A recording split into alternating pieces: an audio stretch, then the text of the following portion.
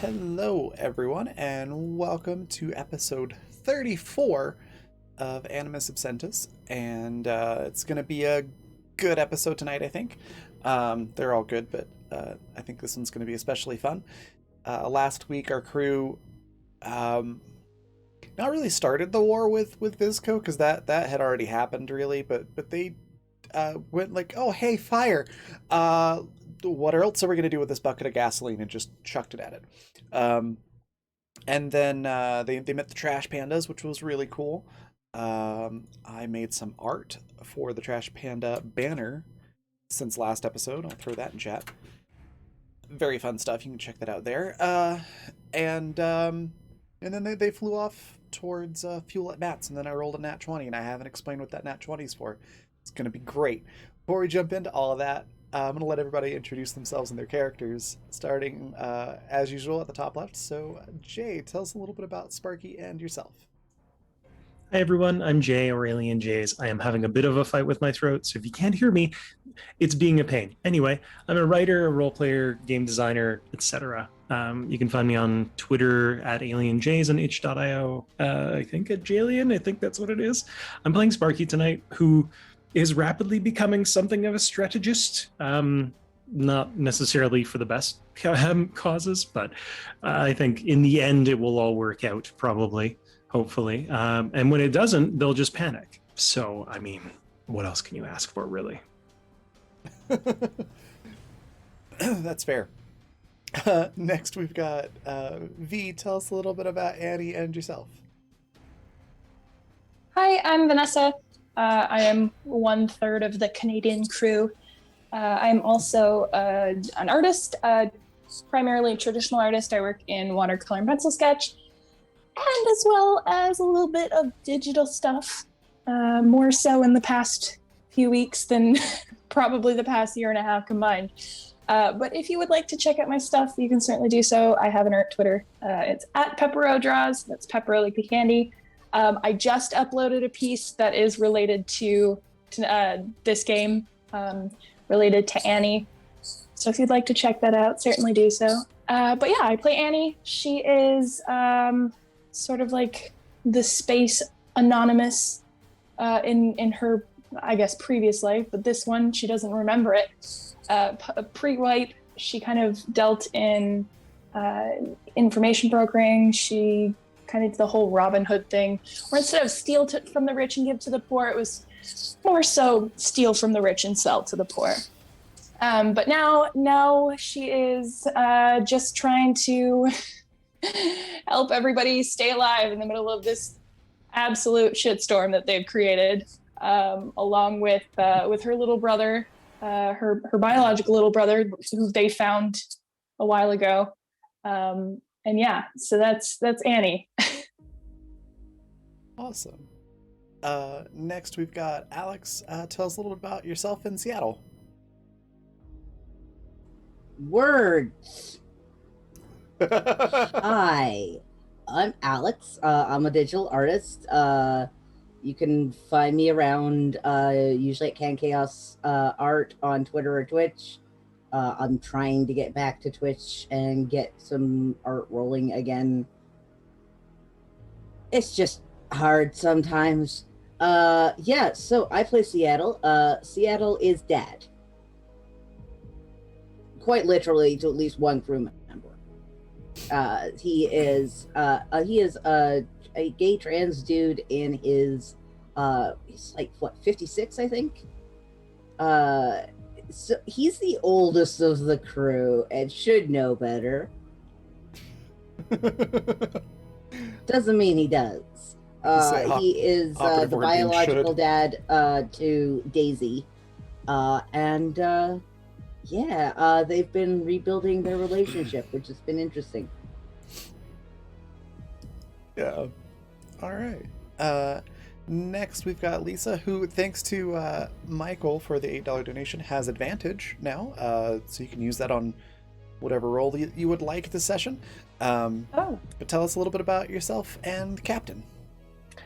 I am Lisa. I'm playing the captain. The captain is an android, but she's a black ops murder android and is trying to figure things out with that, trying to figure out, is she the only one? Why was she created? But yeah, she's also trying to figure out how to deal with her idiot human crew that in her own way she loves in a weird sense, but doesn't have a word for that. But she also doesn't understand them, and that's okay. She's trying. But yeah, that's about it. Awesome.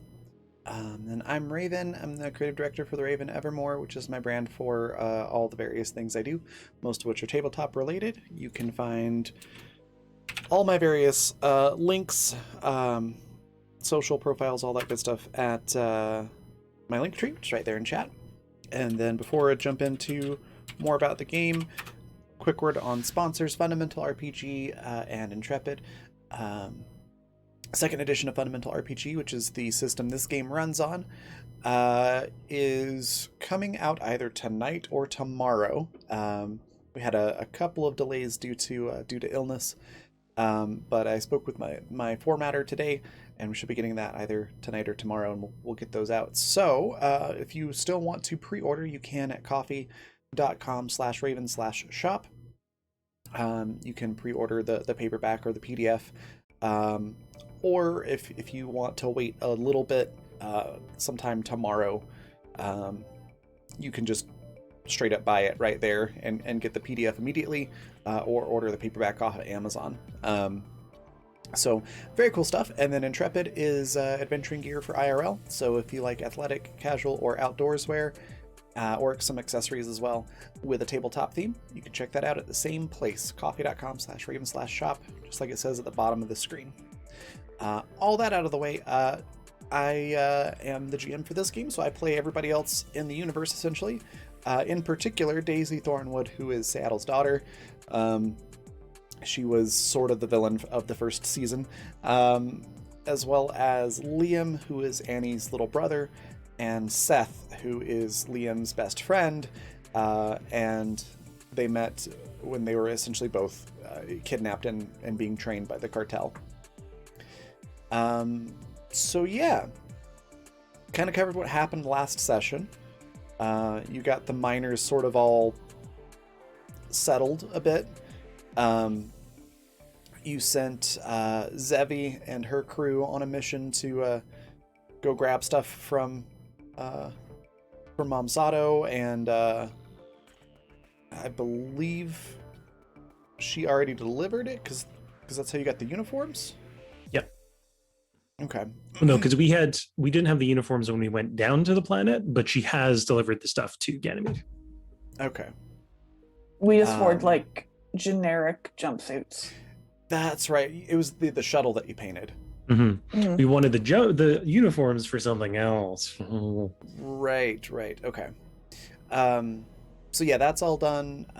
And the trash pandas did their thing and left, and you all left. So before you get to the space station, anything that you want to do on the ship in transit?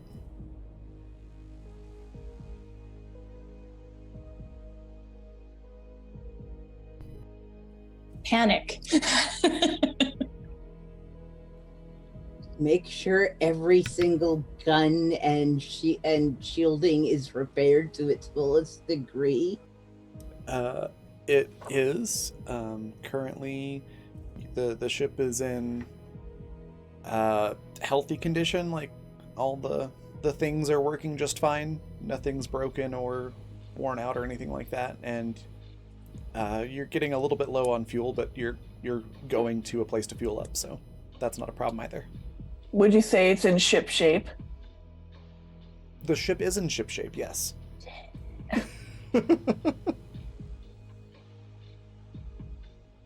The shape of the ship is ship. I can't think of anything I want to do. Okay. The kids, they're not really doing anything unusual. Liam's still practicing piloting quite a bit. Seth is helping out Seattle with maintenance and things like that, and working on his own little creative projects. And when Daisy's not in the vent work of the ship, she's zooming around on her frog painted hover Segway. I think while there's some time and nothing is super pressing at the moment, just to busy herself, Annie would probably stog up that vent. Keep Daisy out. So she spends her time in the vent patching that up. Oh, that's funny. I think at some point that while you're doing that, Daisy might even show up, like, coming from the opposite direction, just going somewhere and just using the vents to get there, and just be like, "What's up?"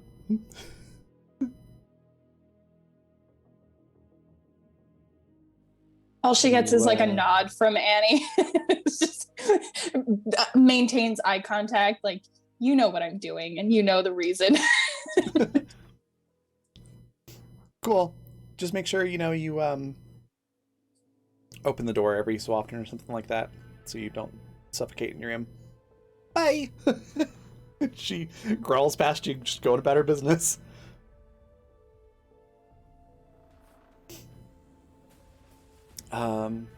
Aside from that, the whole trip's pretty uneventful. And you're able to make it to fuel at Matt's space station. The one that you all helped the workers unionize and then overthrow the company that owned it. We're proud How's of that it one still. looking? What was that, Lisa? How's it looking? Pretty good. About the same as it has been. Just with different stores in there now.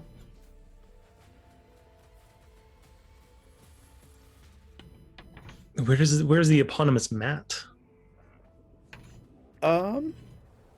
He's actually not. He's not the one that answers if you hail the station this time. He's on to It's, better things, truly. Yeah, it's some guy named Jim, who's wearing a trucker hat.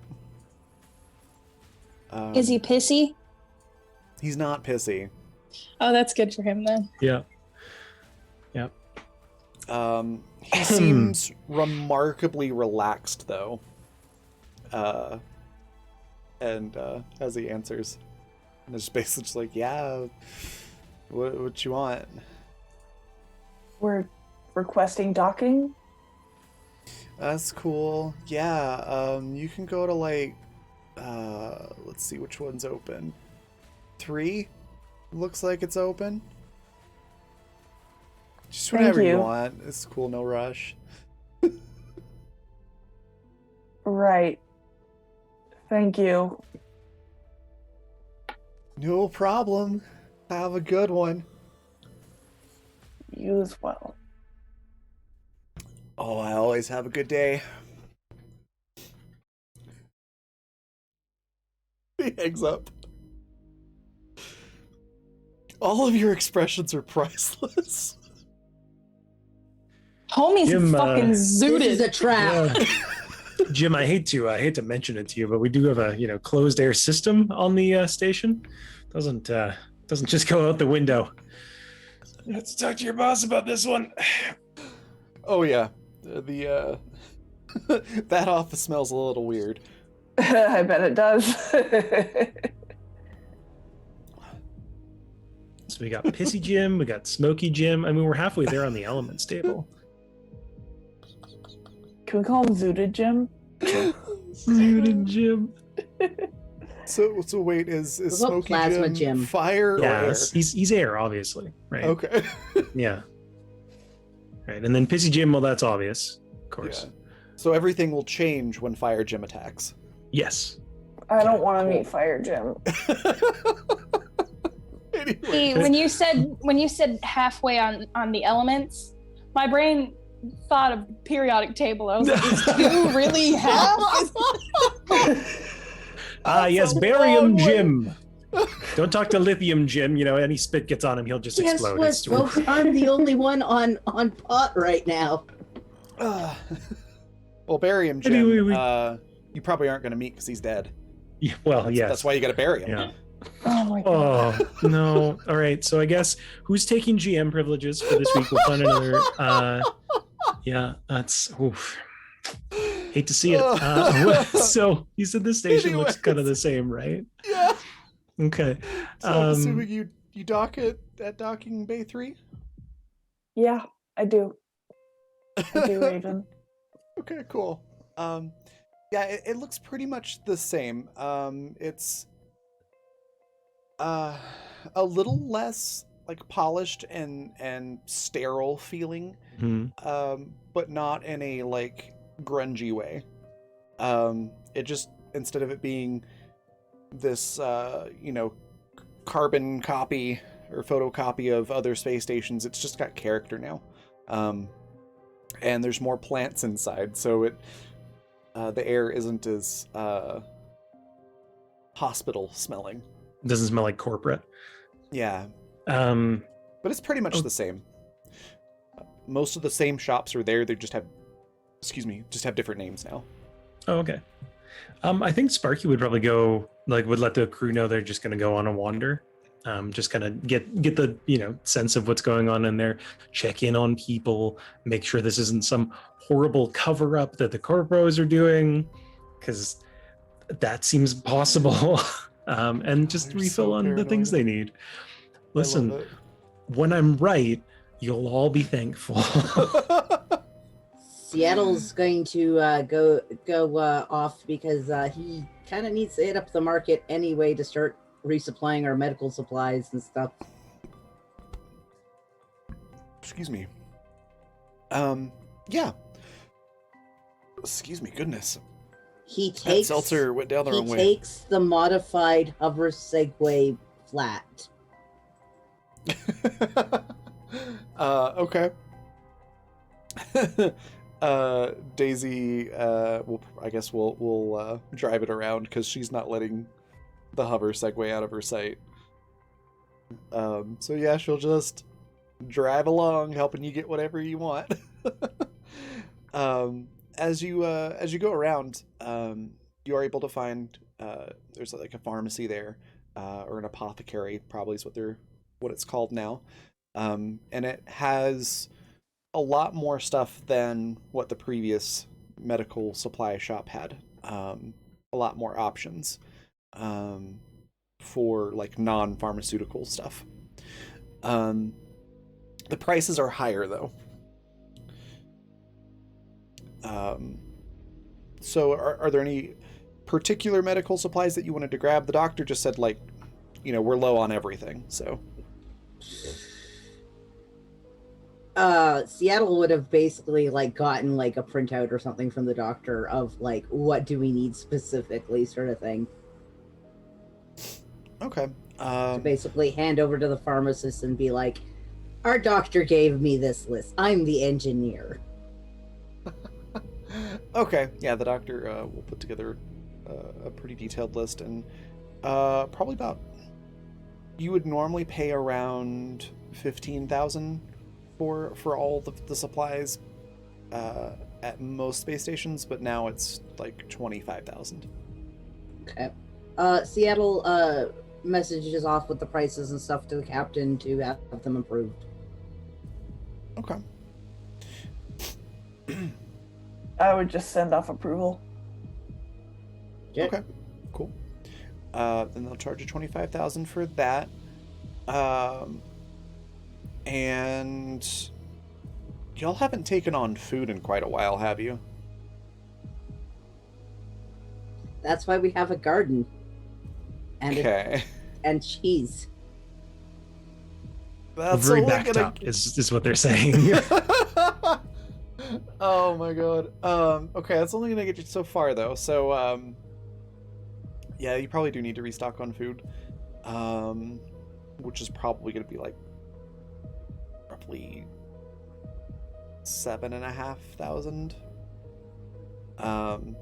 The fresher food is actually cheaper than it was, so yeah, about 7,500 to completely restock your pantry and fridge and freezer and stuff. The captain's going to make sure we get more items that are like long-term storage. Okay. So ice cream? Sure, Jay.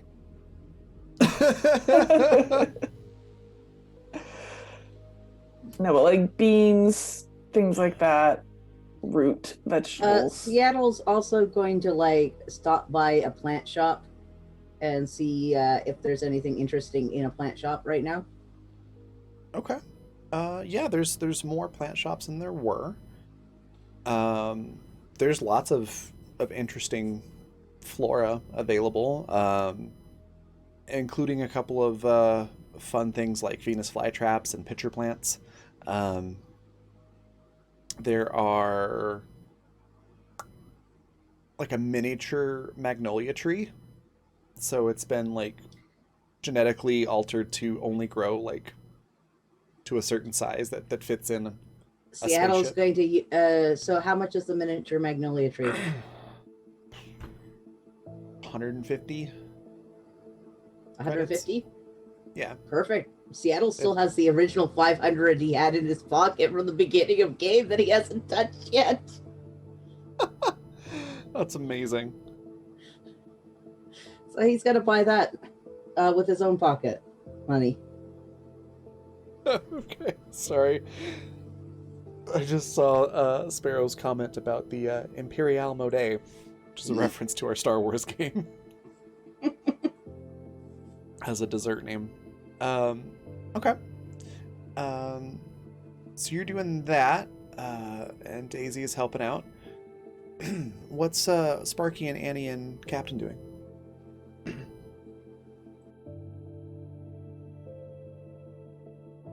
Captain's staying on the ship because for some reason, a lot of times when we end up here, something gets on our ship that I don't want on the ship.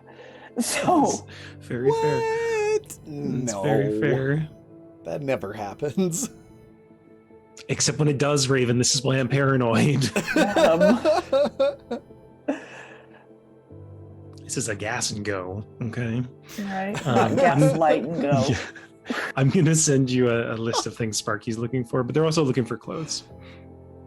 Okay, sounds good.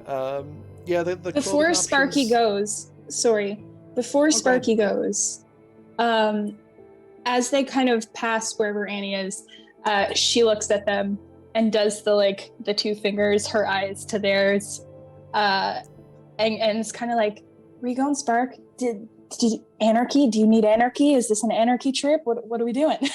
Sparky does one of those, when like a coworker is calling you and you're not actually at work, and they're like, "Hey, can you come out?" And you're just like, "Oh, totally, yeah, I'll just be right back." Sparky's giving you that look of like, "No, and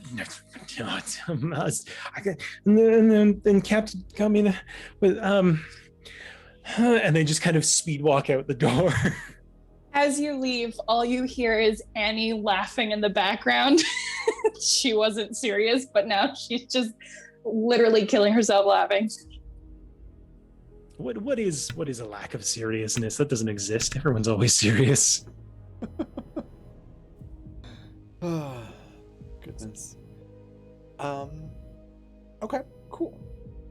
And then I answered the questions on what you asked about. For clothing, there's fewer options than there used to be, and they are more expensive, but the styles are much more unique, and probably more to Sparky's liking. Yeah, this is good. This is good change. Okay, I will send you what I want of those things, and then we can figure out a price afterwards. I'm not fussed on the rush. Perfect. And then what was Annie doing? Good question. I think Annie probably is going to stick with Liam and Seth.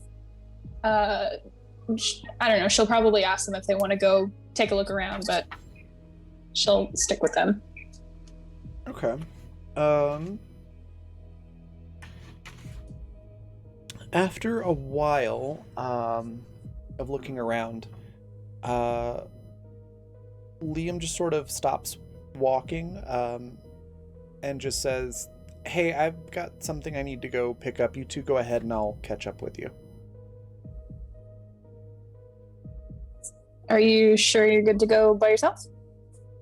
Oh yeah, I'll be fine. I'm just going to the store and grabbing something, and then I'll catch right back up. And this is a pretty relatively safe station. I think I'll be fine to go to a store and come back. Not gonna be gone that long. Now, logically, that makes sense, but given our track record as a crew, you can never be too careful, so just be careful, okay? He just sort of gives you a lopsided smile, and it's like, I'm always careful. As he's like walking backwards away from you. Annie rolls her eyes to the tune of, how careful can a 17-year-old kid really be? But she lets him go. Okay. And then I'm just taking a note here. Of course you are. Why wouldn't you be taking notes? You don't have to announce when you're doing something suspicious, right? It's like being in an interview and they're like, I'm just going to make a note of that. Note of what? Sorry? What? Oh, no. Go on. You're like, I don't need a job, actually. Sorry. Or you're in for wasting therapy your time. and they say, "Oh, that's interesting," and they write it down. You're like, "What?" You're like, What's it's going to be interesting? interesting when I steal that notebook from you. Yeah, right. Oh, that's very interesting. You can go ahead and panic for a little bit. I'm just going to write this down. No. You're getting off on this? I'm not paying you to get like... I'm sorry. That is not what we're paying for. I can pay someone else for that, but I think that's a very different kind of therapy. Yeah. So after that happens, Seth looks at you, Annie, and is just like, so, what do you want to go do?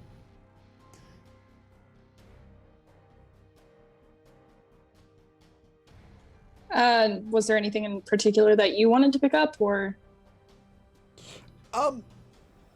Actually, yeah, they have some cool, like, knives and stuff at that store over there. He kind of points a little bit down from where you are.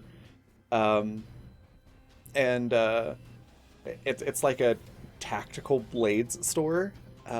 So imagine like a gun store, like Southern US, tons of guns type gun store, but it's all blades, like knives and swords and thrown weapons and things like that.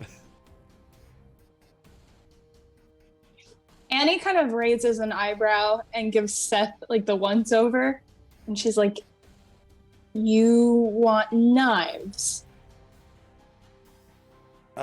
Yeah.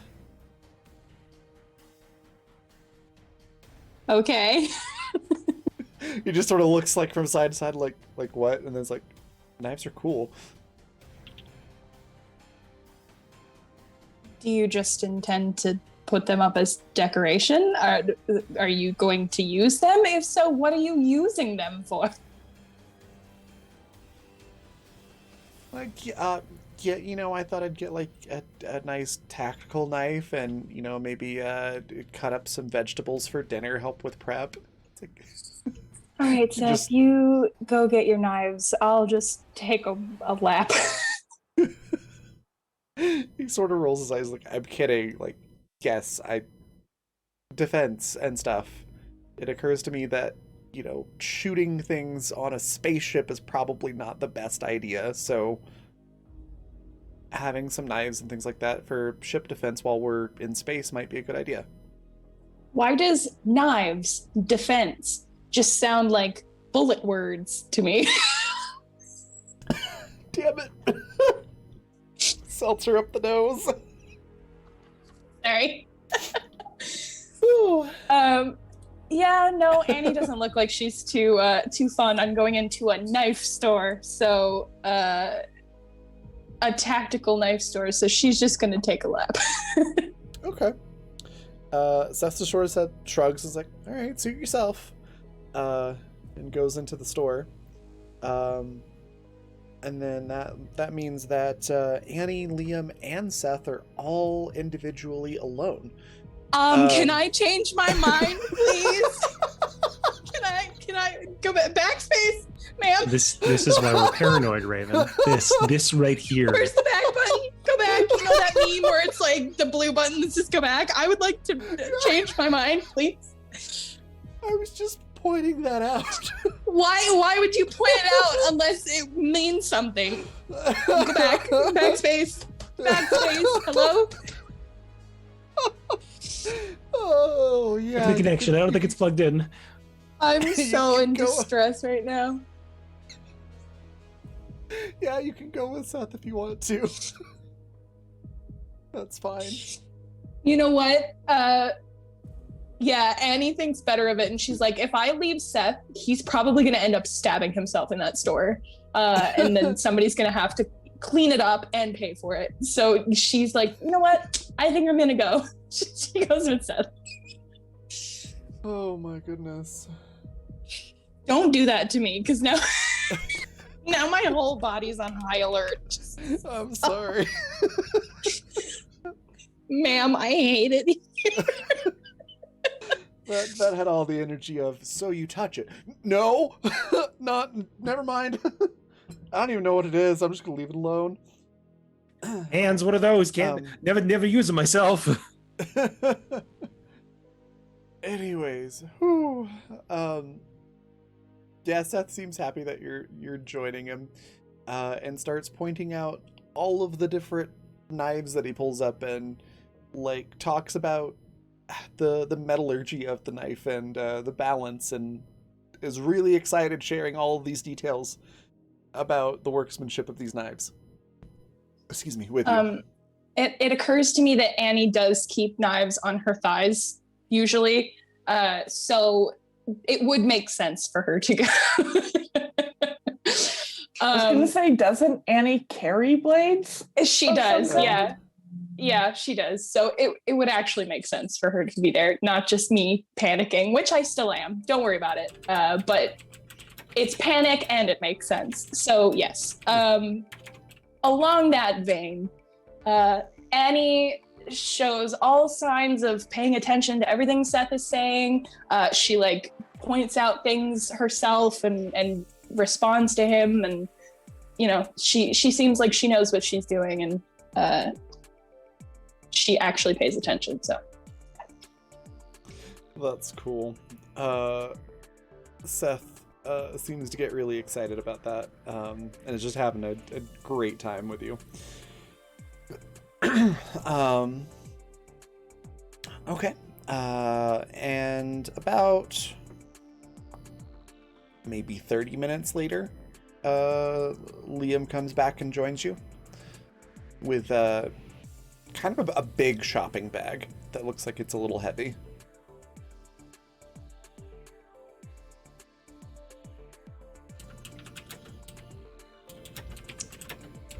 Need some help with that, kid? He just shrugs and goes, no, it's fine. It's not that heavy. It's just big. What the hell did you buy?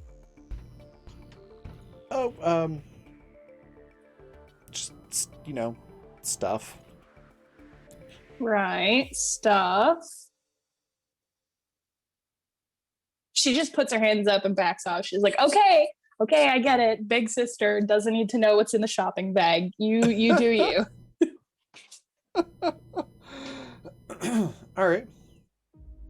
So you don't press for more information then? No.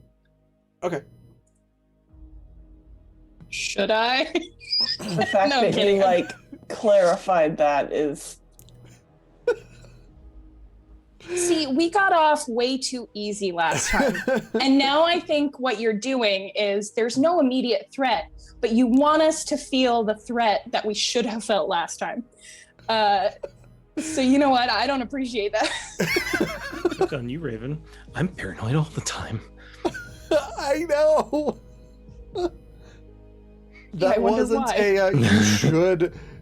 That wasn't an are you sure? It was just, I was just saying, so you don't press him then. It's just like, okay, whatever. So why did you ask? If it's not important, don't ask. Clarify everything. Maybe I've just not been aware of you doing that all this time, but I have no recollection of you doing that so consistently multiple times in the past 5 minutes of me saying literally 2 things. But anyway, no, she doesn't press. Okay, then yeah, Liam doesn't really offer any more than that, but he's not trying to hide it from you either. Like, he's not like, don't look in this bag, but he is, just sort of carrying it and walking along with you. After a while, Seth gets like a really big tactical hunting knife. Just writing that down. As well as a bandolier of throwing knives. Excessive, I love it. Right. Cool. And then yeah, Liam and Seth are pretty much ready to go wherever.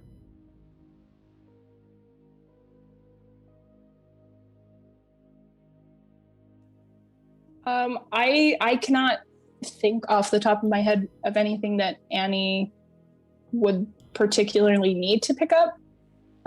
Whether she doesn't actually need anything or that's just a fault of my own brain not thinking in the wartime critical. But yeah, if they can just kind of take a trot around and see if anything catches their eye, but I don't think there's anything specific that she would go for. Okay, that's cool.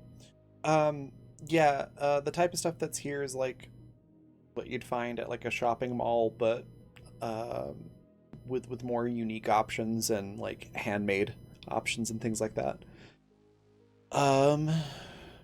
So yeah.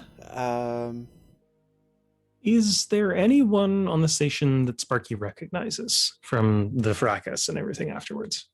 Oh yeah, probably. There's probably a lot of like the staff that are like maintenance or janitorial staff that you'd recognize. Okay. A lot of the shop owners and people working there are new. Probably a couple of them are people that you recognize that worked on the station and now like are running their own small business. Okay.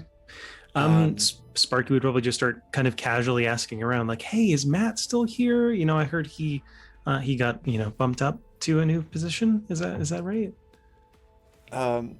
Yeah, most of the people are like, "Oh yeah, Matt's in charge now." So yeah, he's kind of taken over one of those big offices that the corporate fancy people used to use.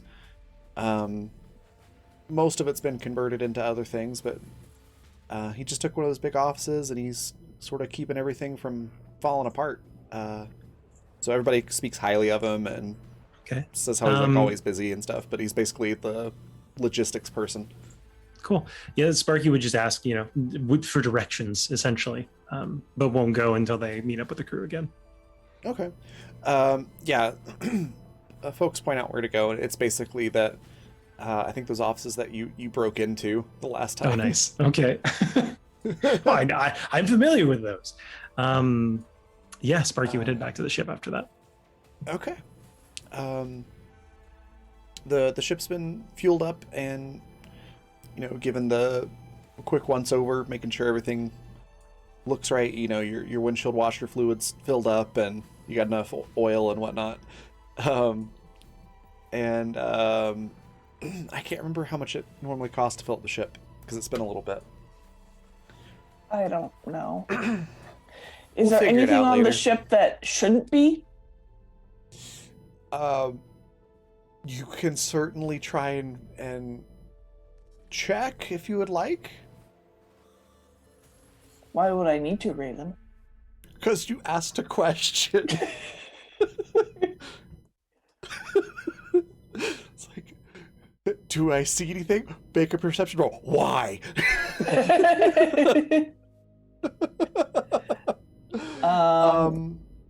What do I roll?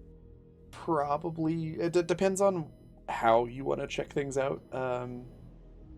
Sight if you're just walking around and looking around, or you could do tech engineering if you wanted to like use the ship's scanners to scan for things.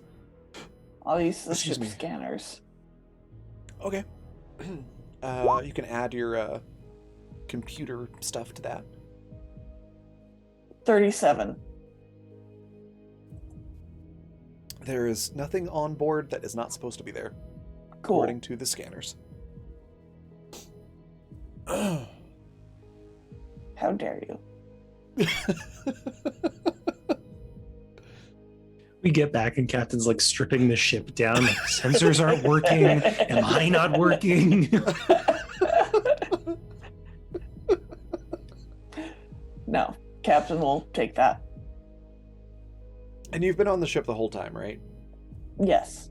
Okay, I can tell you haven't heard anything, or like, I don't even know if the captain can smell things, but if she can, you haven't smelled anything weird, like taking a 20 on your roll for sight and hearing and everything.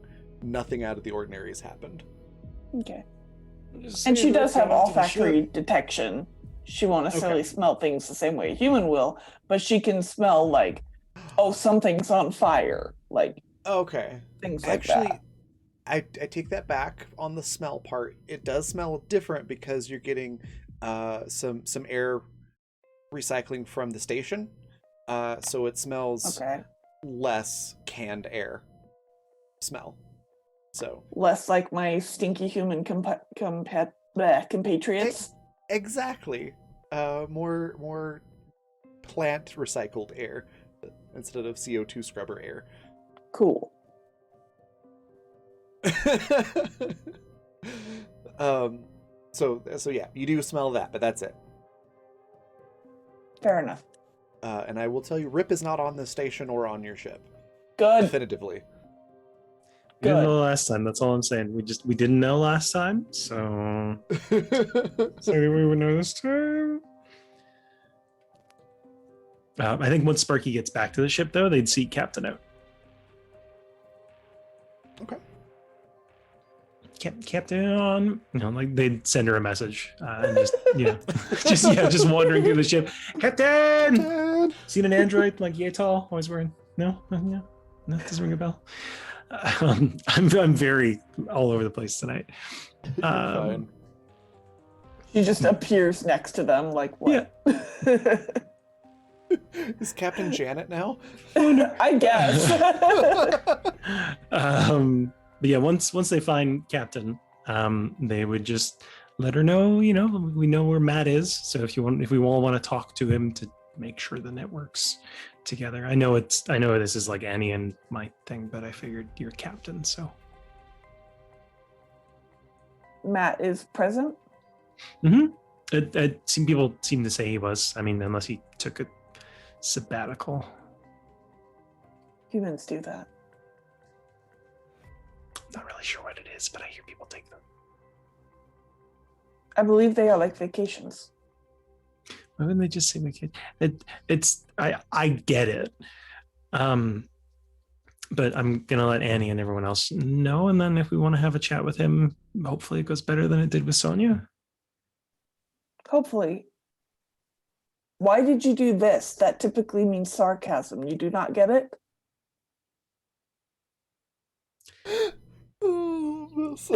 It's a long story. We can talk about it another time. Okay. And Sparky will head off the bridge and send a message to the rest of the crew, like, "Hey, we know where Matt is. Do we want to have a conversation with him?"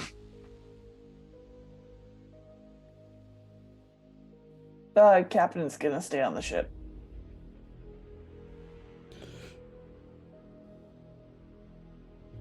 I swear to God, if I see tinfoil lining the roofs when I get back. All right. Seattle replies back with, "Are you going to make comments about the corpse cannon again?" I'd forgotten about it until you brought it back up, but I will refrain as long as you don't. Thumbs up. Frog and thumbs up. Was that on a group chat? Yeah, send it to the whole crew, Daisy and everyone included. Okay, yeah, then Daisy responds, and just as soon as Seattle says corpse cannon, Daisy's response is like, "Oh my god, can we please not?" It's part of our heritage. It's a shared experience and or trauma that we all have to, appreciate. That's all Daisy says on it. Liam and Seth are ready to go back to the ship. Does Annie go with them, or is Annie looking around still, or going with everybody else to see Matt? She'll go to see Matt. Are we meeting back at the ship, or is everybody? She would ask in the group communications, just like, where are we meeting? Do you want us to go back to the ship? Like,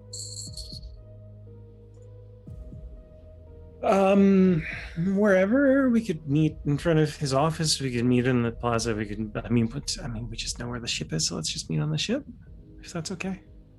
yeah, sounds good. So Annie will take her boys and go back to the ship. All right, cool. Liam immediately goes back to his quarters, and Seth goes to the cargo hold. What are these boys up to? Seth sets up like a plywood, basically a giant plywood dartboard, essentially, and every so often there's just a whack, whack, as he's throwing these knives at the target and practicing. Captain's going to go watch. Seattle, when he makes it back, signs to it was like, there's knife targets in the shooting range. And Seattle pulls out his large knife. So Seth is pulling one of the throwing knives out of the board, as he looks at you and just says, "Yeah, I totally knew that, but it's just the lighting in here is just better, or something." Seattle nods. The lighting in our cargo bay is great. Seattle nods sagely. And then Seth pulls out the giant hunting knife that he got and starts showing it to you and comparing. Oh yes, Seth has successfully found something that Seattle will happily engage in. Awesome. Okay, and then Liam's in his room, and Daisy is, I think, changing outfits to go with everybody to go meet Matt. She's putting on something a little bit fancier since she doesn't get the opportunity. That's what I was looking for. To kind of go out very often. Fashion show on the ship. Hell yeah. I guess once everyone's gathered around, kind of in the same vicinity, Sparky would look to Annie, see if she wants to start things off, or if this is a reverse of last session.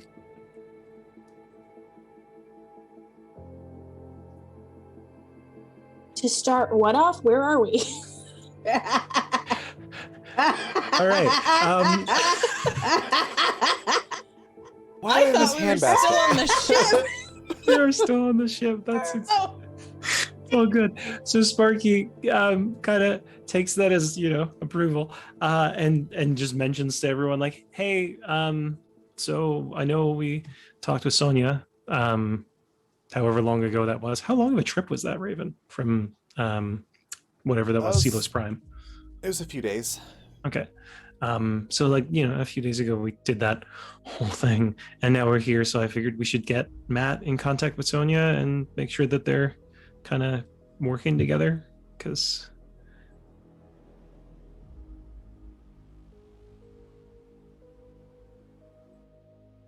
does anyone want to come with to talk to Matt with me? I'll go with you. Okay, it's one. Thumbs up from Annie. Daisy sort of comes rushing in to the room, like half stumbling because she's wearing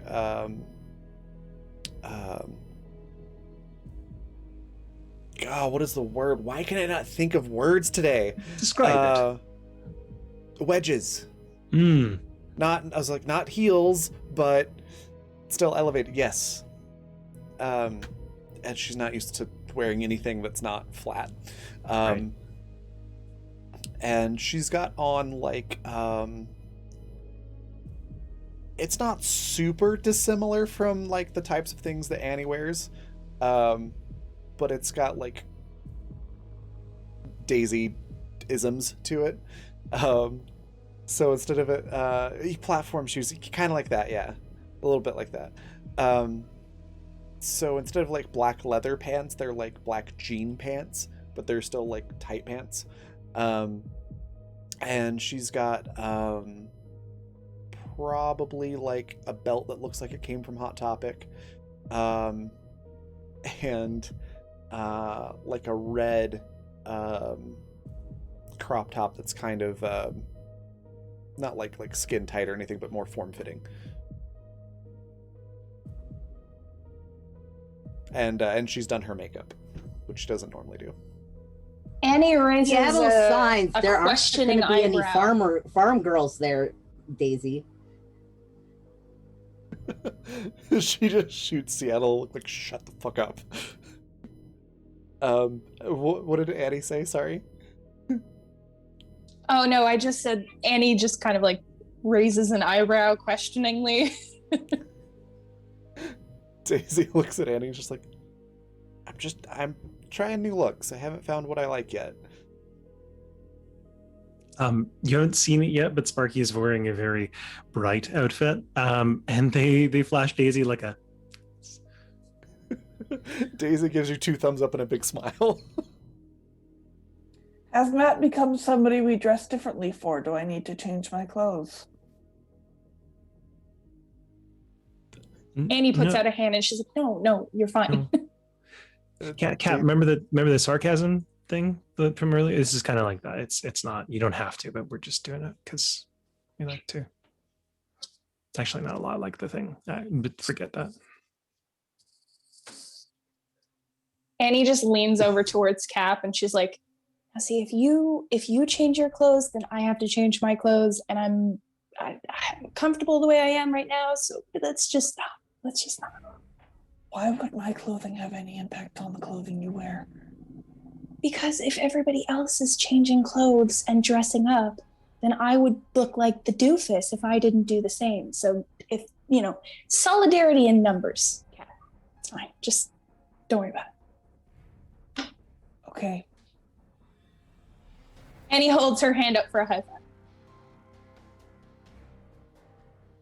Captain Stairs.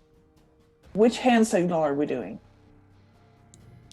A high five. Noted. Does a high five, but it's very awkward. Annie still gives you a very good smile and like finger guns. She's like, yeah. Captain does a finger gun motion, but extends one of her blades. We'll work on it. Puts it away. She really brought a knife to a gunfight. Yep. Hey. Oh. Same Sparrow. I'm so sorry. Did you miss us, Raven? Absolutely.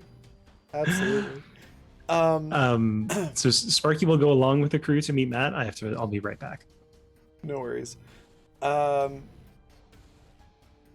Seth does poke his head into the room, and just is like, "Oh, where y'all going? Looking so fancy." He kind of looks specifically more at Daisy when he says that.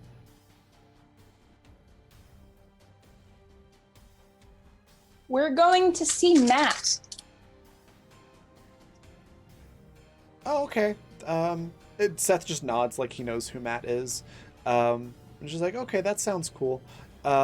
He doesn't remember who Matt is. I don't know that he was even on the ship when you met Matt the first time. But he's just like, oh, okay, cool. I'm gonna go play with the new thing that Liam got. Have fun. And he's like halfway down the hallway. It's like, it's like, what new thing Liam got? Liam turns around, or not Liam, Seth turns around like halfway down the hallway. He's like, oh, some new video game thing. It's really cool. And he's gone. I don't trust that for 2 seconds. Annie just sighs and shakes her head. Okay. So with that, it sounds like you're all ready to go. So we've got Sparky, Annie, Seattle, Daisy, and Captain that are all going, right? Mm-hmm. And yes, Captain has a bonnet. Love that. By the way, the captain had something new set up in her room when she gets there. It's a small magnolia tree. Yes. Love that. She will look up its care immediately. Sorry, I can't Like- go. I've got a tree to take care of. just like with a little like from it's like it's kind of obvious it's from Seattle, but it's just there now. That's cool. Care instructions just say to either like spritz with water 3 times a day, or just keep the room extra humid and spritz it like once a day. It's a bad idea to keep an android in a humid space, so we're just gonna That's kinda what spritz I it a few figured. times a day. Yeah, that's fine. Good plan. All right, so I'm assuming you all then proceed to where Matt is. The area that used to be a bunch of corporate offices has been converted mostly into like housing. So they're like really nice small apartments. And then there's a big office area that's got Matt's name on it.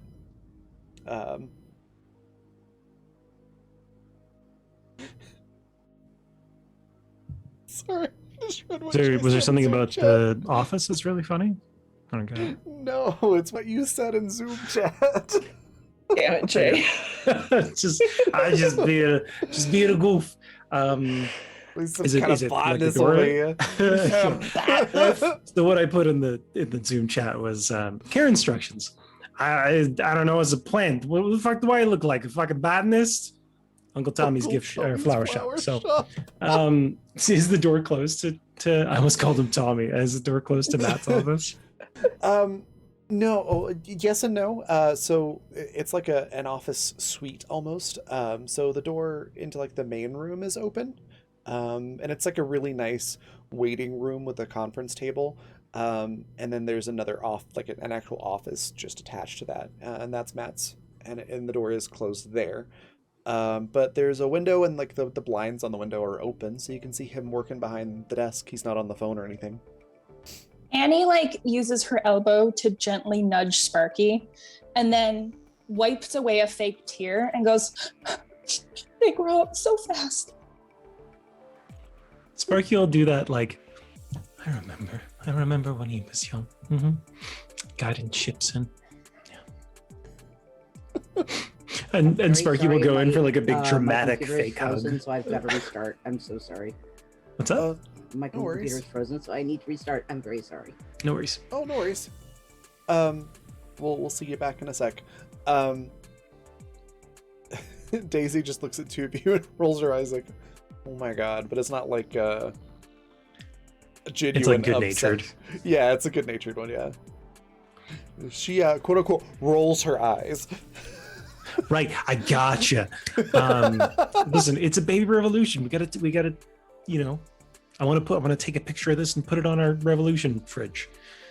It spins a lot. So Sparky will go. I'm all full of beans tonight. I'm so full of beans. I'm sorry. Sparky will go in. Great. Okay. Matt kind of finishes typing whatever he's typing before he looks up. Excuse me. And it takes him a second of like, you can tell like he's having to shift gears here. But eventually he's like, oh, hey. And recognizes y'all, and is basically like, so like, what are you doing here? Sparky will look at everyone assembled. We just want to check in and see how things are after the whole takeover business. It's like, oh yeah, no, things are going good. Really busy. Turns out that business degree I was working on online, it's coming really handy because I'm like running things now. It's looking good. Mm-hmm.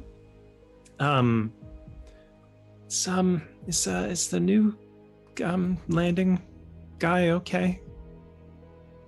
Who did you talk to? Did you talk to Jim? I think so. And Sparky will look at Captain like, We communicated somehow with somebody named Jim, yes. I'm not sure if speaking with is the most adequate description.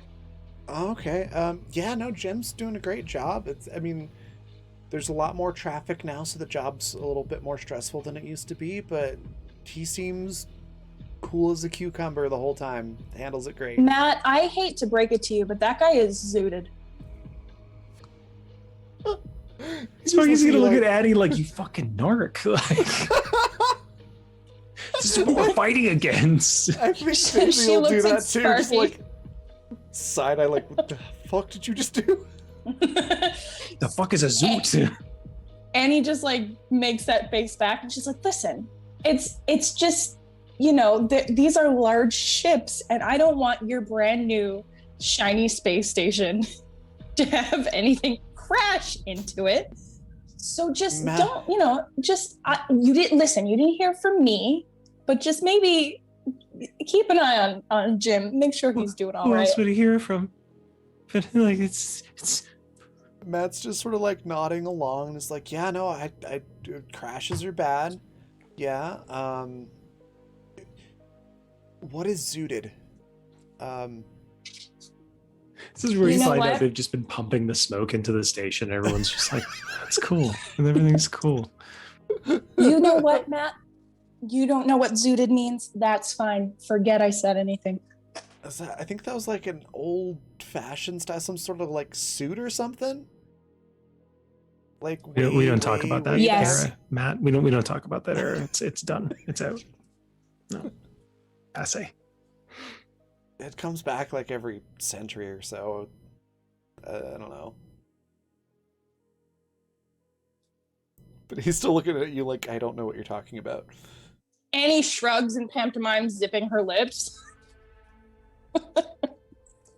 He just looks more confused and is like, okay, well, it's nice to see you all. Is there anything I can help you with? Or whatever?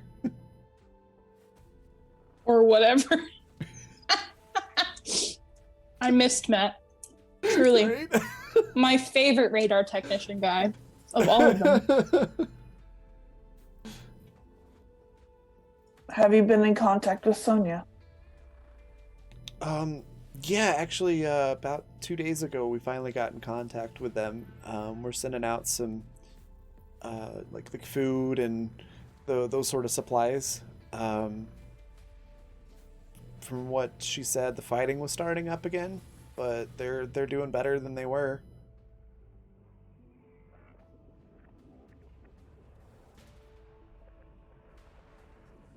think she said something about there being fewer people fighting back with them. Less. Less. That's just Sparky being a shit. That's not. No, I I know. promise. And that's like less. Sure, less fighters, people, from Vizco. What I guess I mean this, and Sparky will look at Annie kind of for confirmation. Like, I think what we're here for is just to kind of make sure that, you know, if you can support them, maybe that you could help them. Yeah, we're already like I said, we're sending supplies and stuff to them. So that's Sparky that's does still- that look still of going. like just nodding along, and they're like, I think I zoned out for a few minutes there. Yeah. Yep. Talking about as they try to like get themselves caught back up. Any trouble with was it Visco you guys were run by before? Was it? No, it was some name that the GM's forgotten. That hasn't come up before. Oh, is other than that one Latin? time. Is that what that is? Yeah, Latin. He's like, no, it was whatever name I said before. But no, they seem to have bigger things to worry about, I guess. Hopefully. Like, we did eventually send them some money for the station itself. Like, we bought it from them. Oh, that explains a lot. Yeah. It was like at half market value. Like, we got a really good deal on it, but we did eventually, like, you know, buy it. So it wasn't just like we stole the whole thing. Technically. You could You have. just sort of springs, though we did get it for a steal. This guy is hilarious. Sorry, go ahead, Cap. No, I was just Okay. stating that he could have stolen it. Matt nods to the captain. He's like, yeah, we could have, but we wanted to,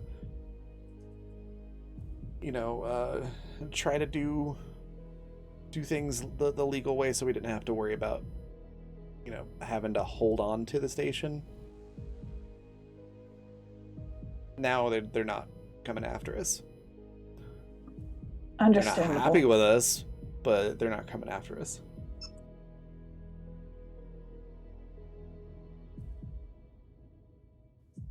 So, Matt, how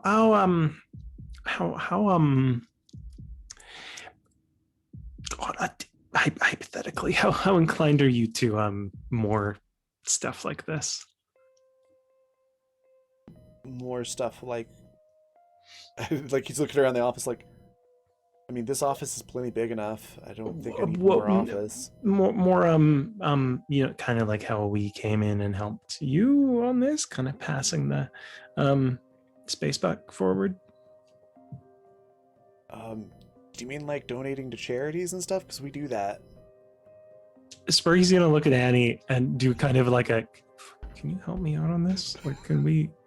I am dying here. Seattle signs. Days. How would you like to see the corporations burn? Okay. Daisy's also just like covering her mouth and giggling, or trying not to giggle. And then when Seattle says that, it's like, yeah, that sounds good. I mean, I'd be for that. They make supply here difficult. So While that conversation, sorry. No, you good. While that conversation is happening, like Seattle and Daisy saying that and interacting, as Sparky kind of like looks to Annie, her only response is just like through her teeth to be like, well, last time I said something, you got mad, so deal with it yourself. One and done, kid. That's it. You don't get anything else. You fucked But up. yes, corporations burning. Let's go with that.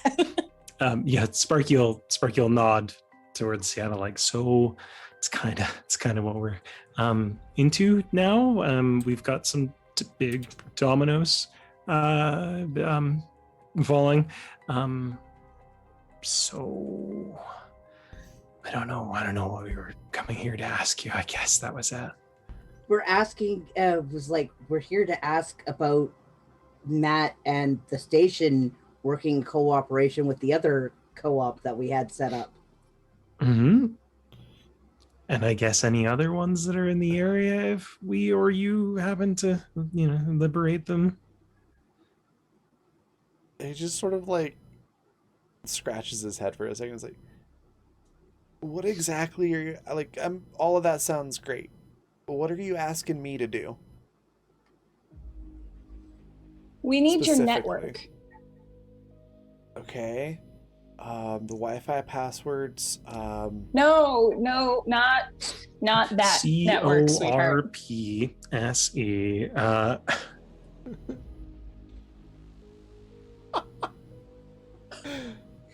Seattle gives Sparky a look. That's out of character. It's Okay, just that. Yeah, good. no, that's just on the joke of a Wi-Fi password. Sorry. The next three letters HUS.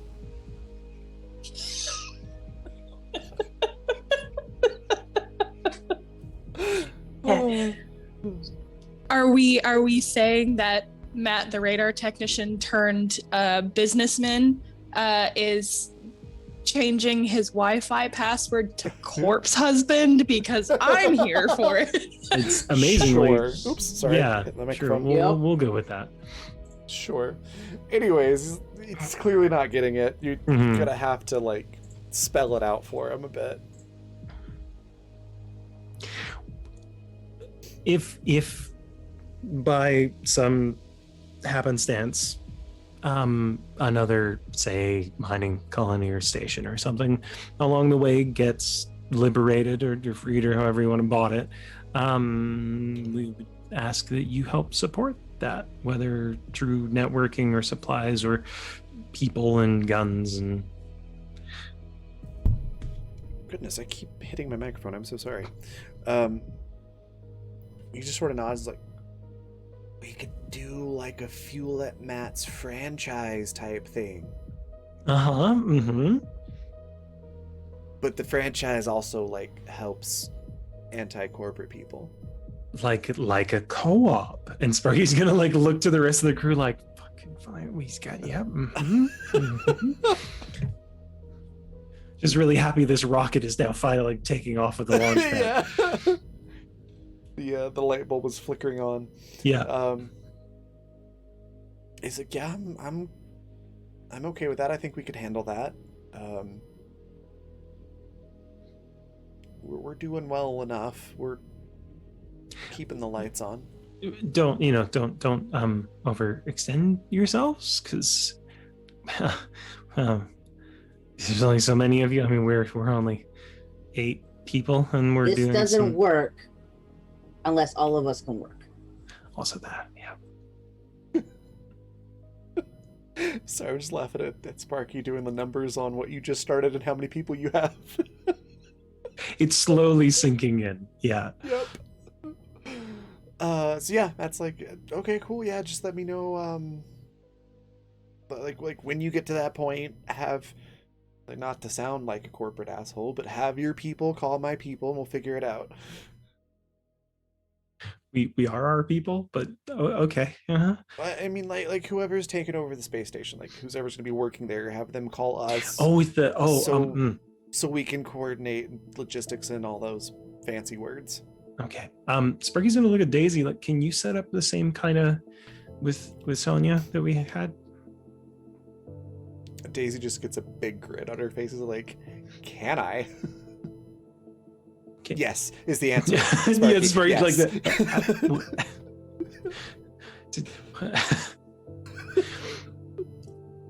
that. Human interactions. Fuck are those? Right.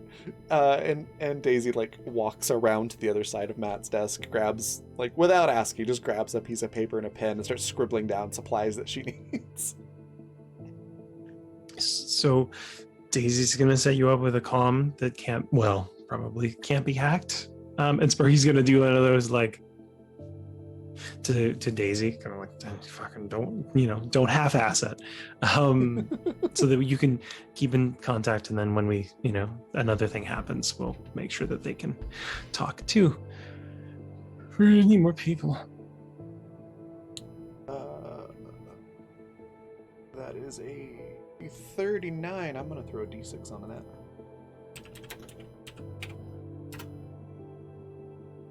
$44. It's a pretty dang good encrypted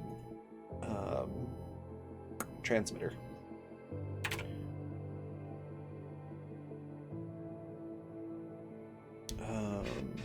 Yeah. There we go. So yeah, it takes her a couple hours. Now that she knows how to make it, she can do it a lot faster. It takes her a couple hours, and she puts it together and gets it integrated into the ship, or not the ship, the station's communications.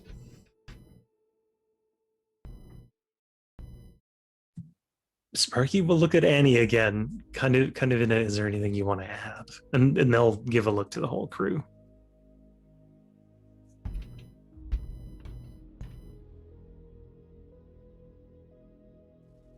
We'll call you Matt. Sorry, go ahead. No, yeah, Annie just kind of looks to Matt and, all joking aside, just says, listen, we really appreciate your willingness to kind of jump on board with this, especially at the last minute. It's you're doing a lot of good, and it's helping a lot. And yeah, we'll definitely we'll have to be in contact with you in the future. 'Cause I feel like this is not the end of whatever this is. But yes, you're very much appreciated, and yeah, we will be talking to you. He just smiles and nods the whole time you're talking, and then at the end just gives you a big thumbs up. Like, sounds good. She smiles and returns the thumbs up. This is how revolutions are started. Yep. Fuck the man, right? Captain looks around the office and then just says, "What are the physical defenses of this station?" Well, we've got, he starts pulling out a clipboard, and he's like, let's see, we've got, we actually have some shielding, which is really cool. Doesn't do a ton, but it's something. The station itself is pretty armored, and it's modular, so if a section of the ship, or the station gets, breached or compromised, we can just close it off to the rest of the station. And we got a whole bunch of gun turrets that come out and can shoot at stuff. Good. If things escalate, you may need them. Good to know. Yeah, they came with the station, most of it, but we found somebody to put a shield onto, which was really cool. But then it turned out that we didn't need it because we bought the station, and then those guys didn't bother us anymore, so that was cool. But we've got it if we need it now.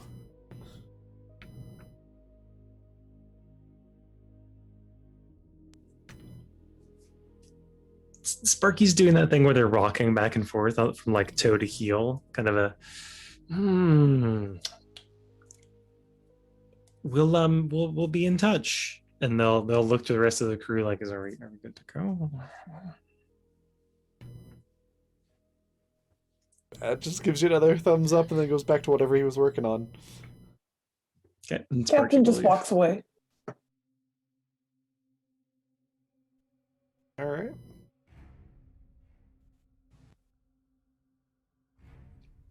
I think you're muted there, Alex. What have we done? Sparky's gonna give you this look of like, I'm already in the water, I may as well swim. Kind of like a Seattle's just like, I thought We were originally trying to stay out of trouble. Have you, like, every single time we get out of the ship, we're not even out of the ship sometimes, and there's trouble. Seattle, it's gotta. May as well Yes, use but it. it's never been trouble that we went looking for. No, it has. Mm-hmm. Like a couple times at least. Mercenary work, by definition, is in a sense looking for trouble, and you are paid for it.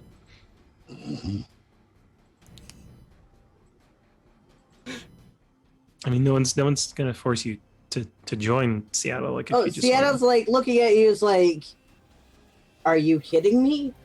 I'm already in this. I'm not going anywhere. You can't get rid of me that easy. Somebody's gonna make sure you live through this."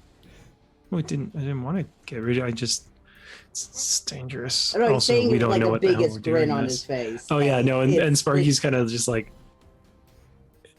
no, but you're right. It is dangerous. I didn't even know what we wanted Matt to do in there. And Sparky's gonna look at Annie with a little bit of like, where were you on that one? Where's set it up and. I'm so full of cheese tonight. I'm so sorry, people. You're good. Love it. All right. Do you head back to the ship after that then, or is there anything else you wanted to do on the station? I assume this is taking the better part of the day to do all of these things.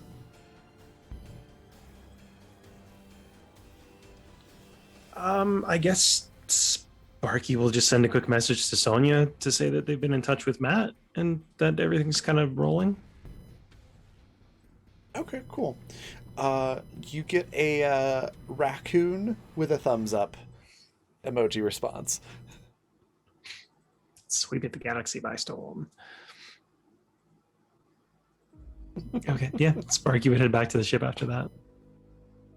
Okay. What have the boys done while we were away? It's a good question. Do you go check on them? Yep.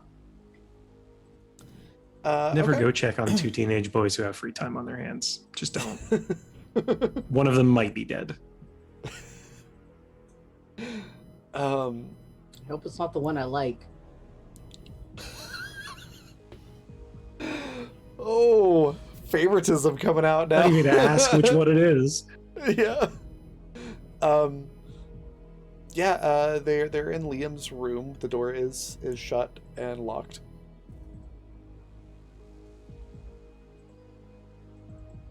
Seattle will do the knuckle wrap. On the other side of the door, you hear, like, muffled because it's coming through the door, typical sounds of, like, teenage boys playing video games and, like, trash talking each other. They don't respond to the knock on the door. Knock again. There's this, like, did somebody just knock? I don't. Shut up. Pause it. I can't tell. Knock somebody knocked or not. again. See, there is a knock. So Seth calls out, like, yeah, hold on a second. And there's, like, sound of, like, something scraping on the other side of the door, and, like, cables rattling against metal and things like that for a couple minutes. And then Seth opens the door, and he's got, like, this VR headset on that's, like, just slightly above the eyes, and is, like, wired in with, like, these gloves and stuff. And you can tell that some part of the apparatus was, like, mounted on the door because they don't have, like, there's no other place to put it, because words are hard in the room because the room's so small. And Liam, like, does the same thing with his helmet. It's like, what's up? We're back and getting ready to take off.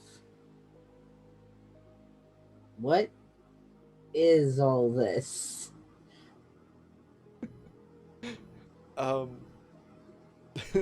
just kind of chuckles, like, have you never done, like, VR simulations? I have 6 months of memories. Good point. Good point. And Liam takes his like helmet off, goes over and puts it on your head, and you can see it's like the Microsoft spaceship simulator type deal.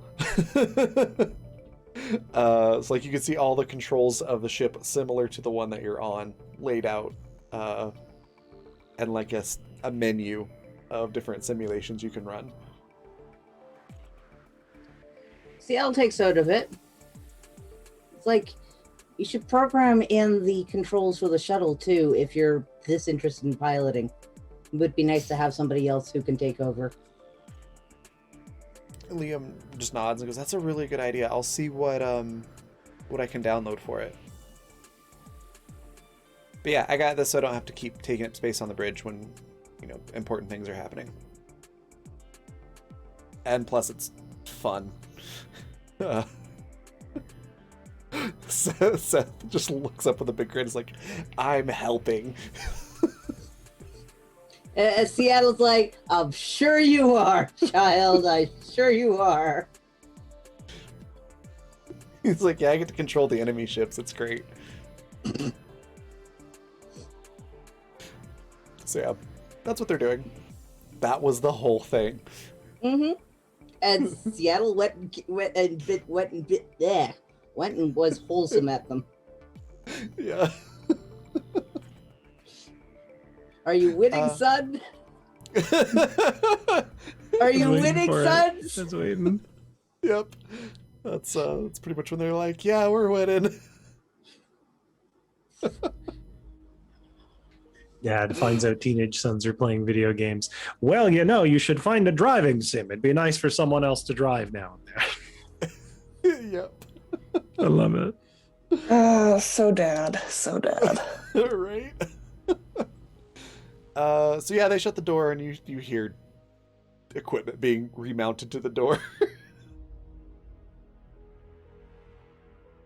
It's a fire hazard. Yeah. Next thing we know, he's going to be walking around like knocking on the walls. There's a stud there. Knocks on his own bicep. No, here too. Yep. The worst part is I actually know how to do the knock on the wall to find a stud thing. Yeah. It's a dad thing. Too.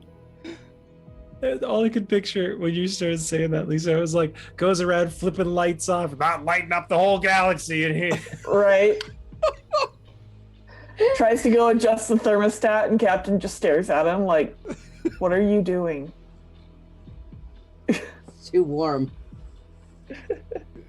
Oh my god, I could see that happening. And then because smart thermostats are a thing, it changes right back, and there's just like a display of a frog emoji on that waggling a finger like, "No, no, no." Because Daisy's like, "No. Keeping it a decent temperature in here." But us with shorts or something, we're in space. Oh, geez. Then Seattle's just going to walk around topless. Captain has it set to the comfort of humans. She looked it up. Caring for your human, a 20-step guide. Yes, it's a brochure. Apparently, all you just need water and some food and a hug every now and then, and you're fine. Oh, I'm sorry. I think you confused that with a cat. No, the cat doesn't want hugs. Mine does occasionally. Well, no, the cat wants hugs. When they demand them, no, not like that. No, not like that. You're doing it all wrong. Welcome to Damn Animus. it. What the fuck are we doing with our lives? I love it. I just like.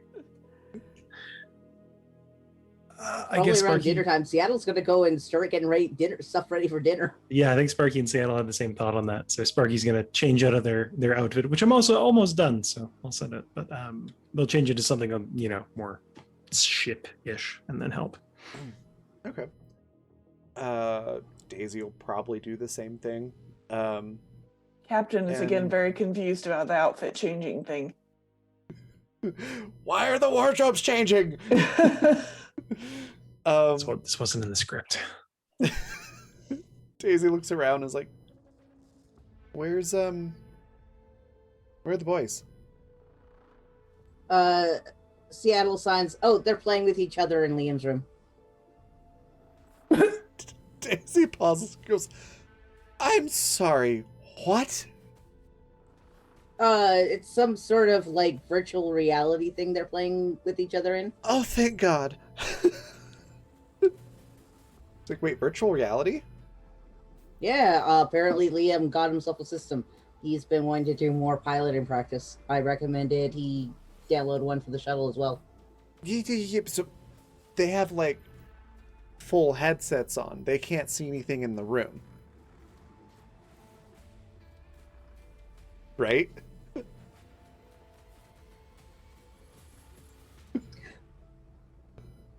Do you want me to lock their door for the outside? Yes.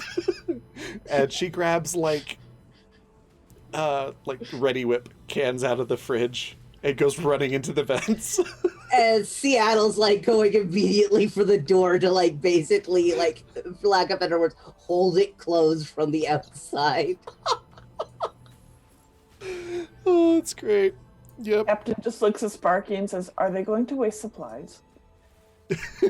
And Sparky 100% narcs, just like, It was them I saw. Who's the narc now, asshole?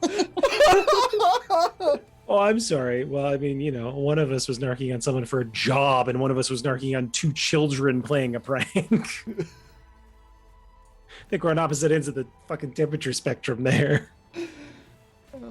Which two are the children in this scenario? You pick. Exactly. Yeah, so if Seattle's holding the door closed, sometime later there's exclamations of, "Oh, what did I just step in?" "Oh, it's in my hair." Followed by giggling in the air vents that is just traveling the other direction.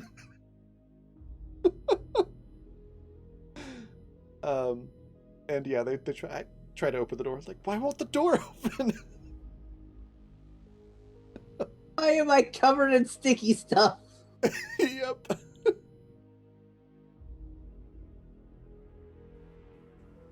I hope they do not break their equipment. Sorry, Jay's disapproving face right now. Yeah. They are But yeah, they're expensive. basically just covered in Ready Whip. And Daisy just went ham like it was spray what is it called? Spray cheese? It's like a party favor. Yeah. Silly Silly string? string. That's the Silly one. string, thank you. Yeah, I was like, it strings something. I was it's gonna like string say in a can. she could have covered them in string cheese, but That would have been funny. But yeah, she just uses the Ready Whip like it's like a silly string and just from the vent. They better clean that up. Seattle finally lets them out. They like stumble out of the door because they've been trying to open it. And yeah, they're just covered in Ready Whip. They're like, did the fire suppression system malfunction or something? What is all this? And then Seth's And just Seattle's like, lick yourself. yeah, Liam just looks at you very confused, and Seth is already like scooping some off of his arm and being like, just gingerly putting it to his tongue. It's like, tastes like whipped cream. It's not bad, actually. He just starts scooping it off of his arm and eating it. And that's that. It's like, congratulations, you're officially part of the family.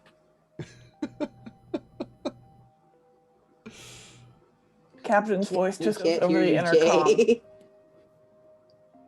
Just clean it up. And Seattle gestures to Captain and wanders off to leave them to clean up their room. Seth's just fine with it. He's like, all right. He just starts licking all of it up, just, eating the whipped cream, and Liam just looks pissed. They clean it up eventually. They're gonna shit in your shoes tonight.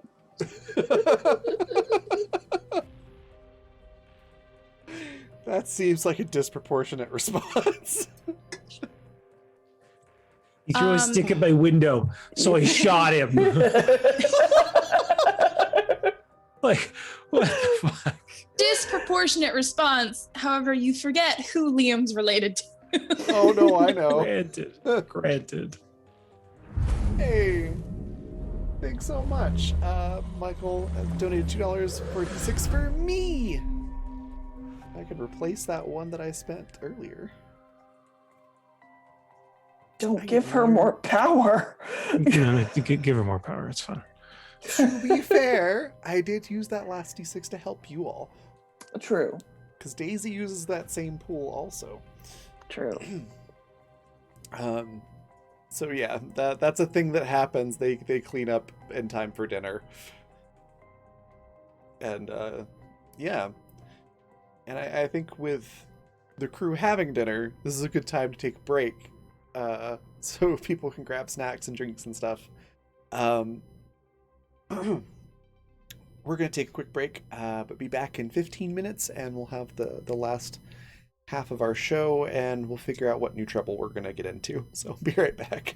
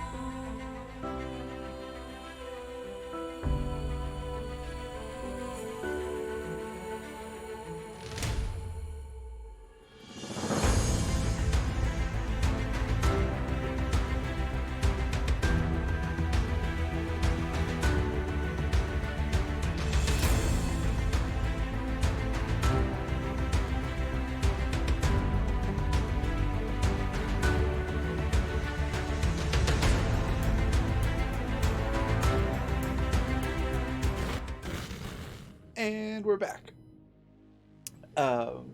Yeah, did all the stuff on the space station, played the prank, and now everybody's at dinner. What would you like to do? Sparky was gonna do something explosive. It sounded like we were talking That's about after break. dinner. That's after dinner. Okay. Impolite so to do that at the just- dinner table.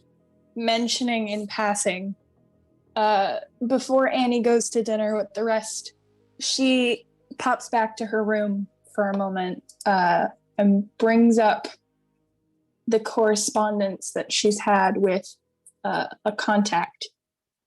And she sends off another message, not expecting a response or anything, but she just says, "Thank you." She goes to hit send and takes her hand back for just a second and hits the enter button a couple times and then puts a little frog emoji before sending the correspondence and then makes her way to supper.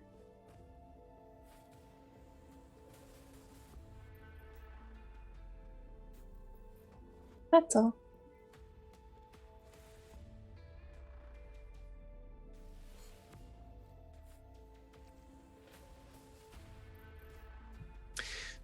Did you want us to roll for cooking, Raven? Want to see how fuck up we mess up this meal? I just finished that sentence in my head, and all I heard was, "Do you want to see how we? What I can't even place it. It was like, fuck up, we bad." I love that. This is really good. Also, maybe you're muted, Raven. We can't hear you if you're talking. I am muted. Ah, What was the last thing you heard me say? we're back. I think. Absolutely, yeah, Or the nothing. bomb thing. The bomb thing. That was it. Okay. Yes. Roll for cooking. So art. Roll for that.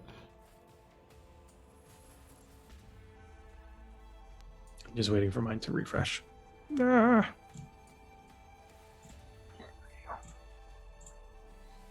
That's art, correct? Correct. I think you said that already, but oh, roll 20, must you? Must we dance this dance again? What are we making, Seattle? What's the food you're cooking? Oh no. You're muted. Seattle's prepping and letting you take over doing the actual cooking. I'm only That's a gonna help mistake. you. That's a mistake. I on rolled your 11. part. That's doubly a mistake on your part. I take no responsibility for my actions.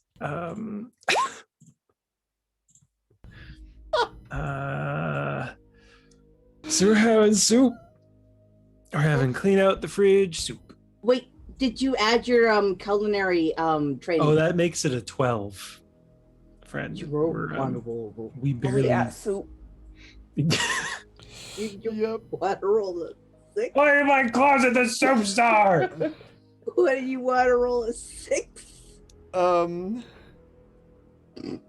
Daisy, Okay. wait, If can we you don't roll get for it. Daisy? Because she's helping us. Yeah. Don't know how much help it's gonna be. She's got a 3 in art.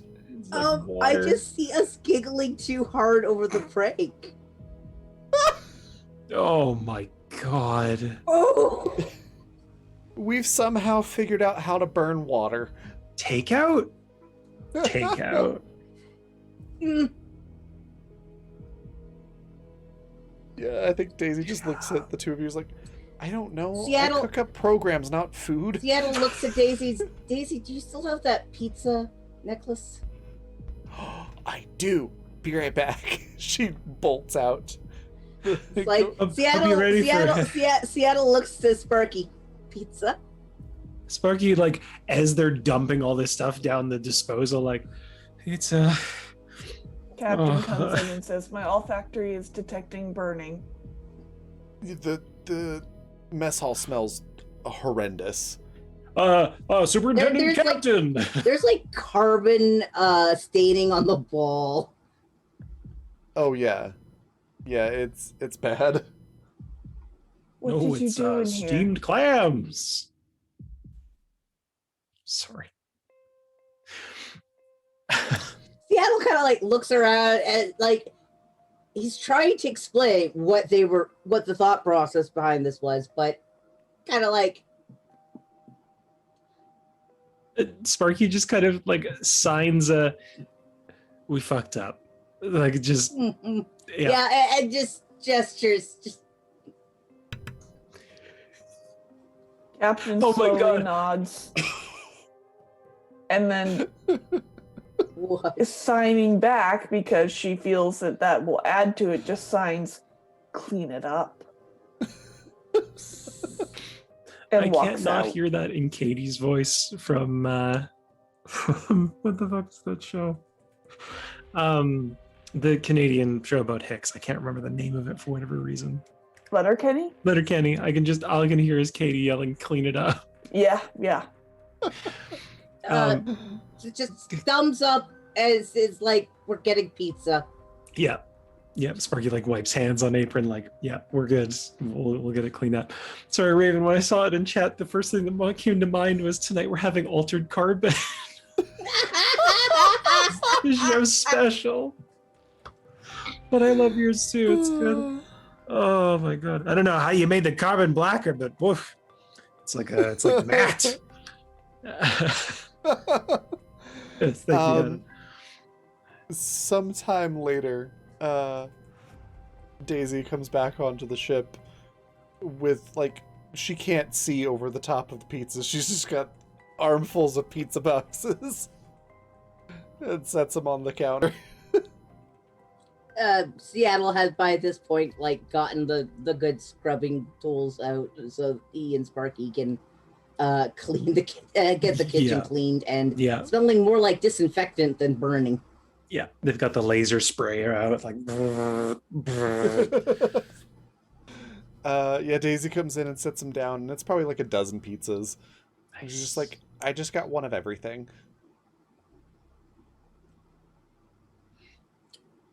Seattle takes a picture and sends a mass text saying, "Dinner is served." Made the cardboard box ourselves. It doesn't take long for Liam and Seth to show up when pizza's involved.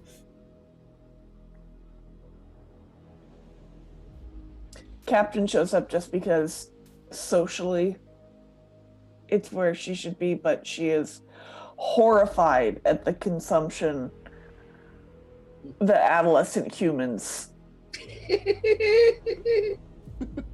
undertake. Horrified. Yeah. Seattle like picks 3 pieces like from 3 different ones that he knows for sure he would like to try before it is all gone. Sparky will put a few aside, like a few slices, just in case anyone else isn't there by the time the boys show up. Yeah, they get a variety of different types of pizza, but they eat the equivalent of 1 whole pizza each. Nice. Like Daisy eats like half of the pizza on her own too. I think Sparky just has like a slice, maybe like a slice and a half. And then they put some away in the fridge because they, like I, believe that pizza is best cold. It is good cold. Sociopath. I don't know that I'd say it's best cold, but I do enjoy it. Especially like a Hawaiian pizza cold. Hawaiian pizza is best cold, absolutely. Okay, especially like a crust when it has like the crunchy cheese bits on it cold. Yes. So good to chew on. You guys are freaking crazy. All right. So yeah, dinner's done. Something was gonna explode. What's happening? So Sparky, I think Sparky would have mentioned this kind of while everyone's out. While the two of them are like, fucking up dinner and then cleaning up after.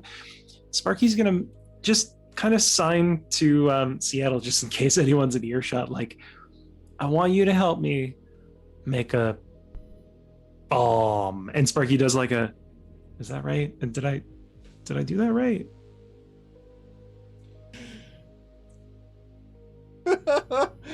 Oh, that smile is terrifying. They'll kind of like nod, like, okay, that's a terrifying smile.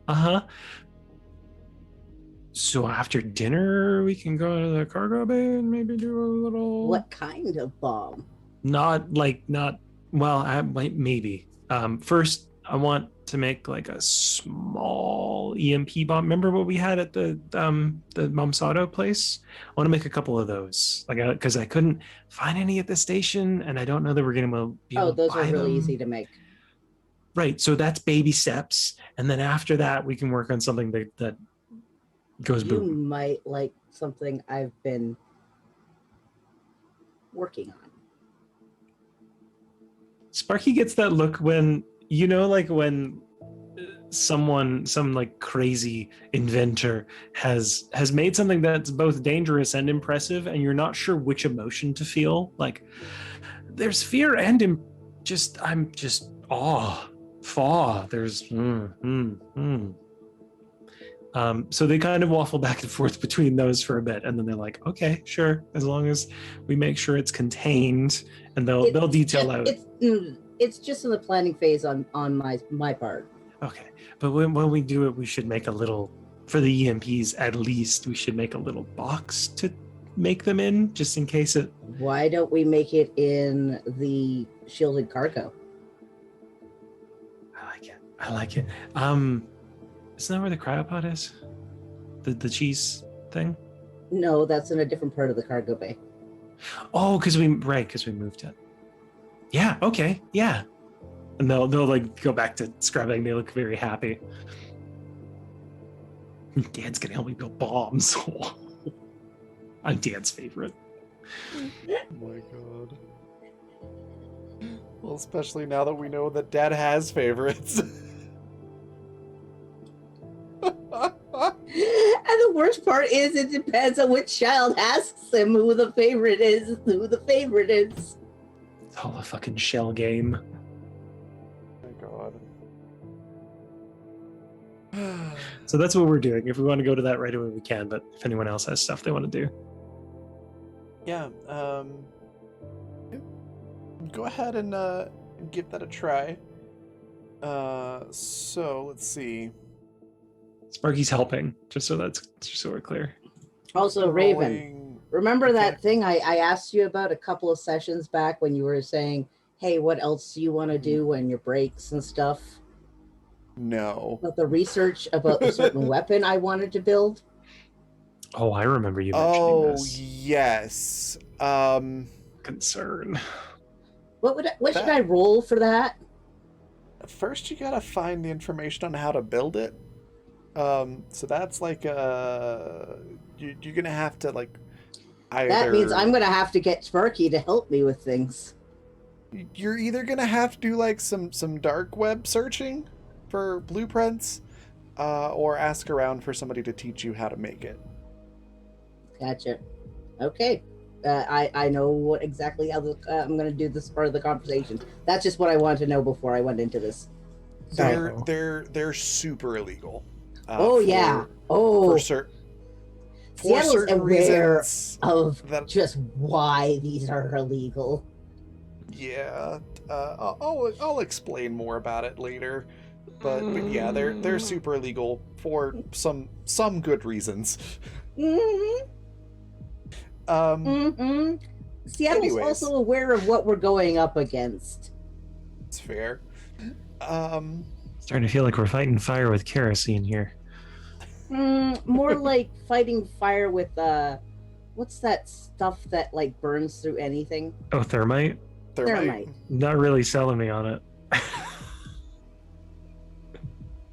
Okay. Wait, are we make making a thermite? big enough Hang on. fire, it'll eat up Are we- all the oxygen and blow itself out.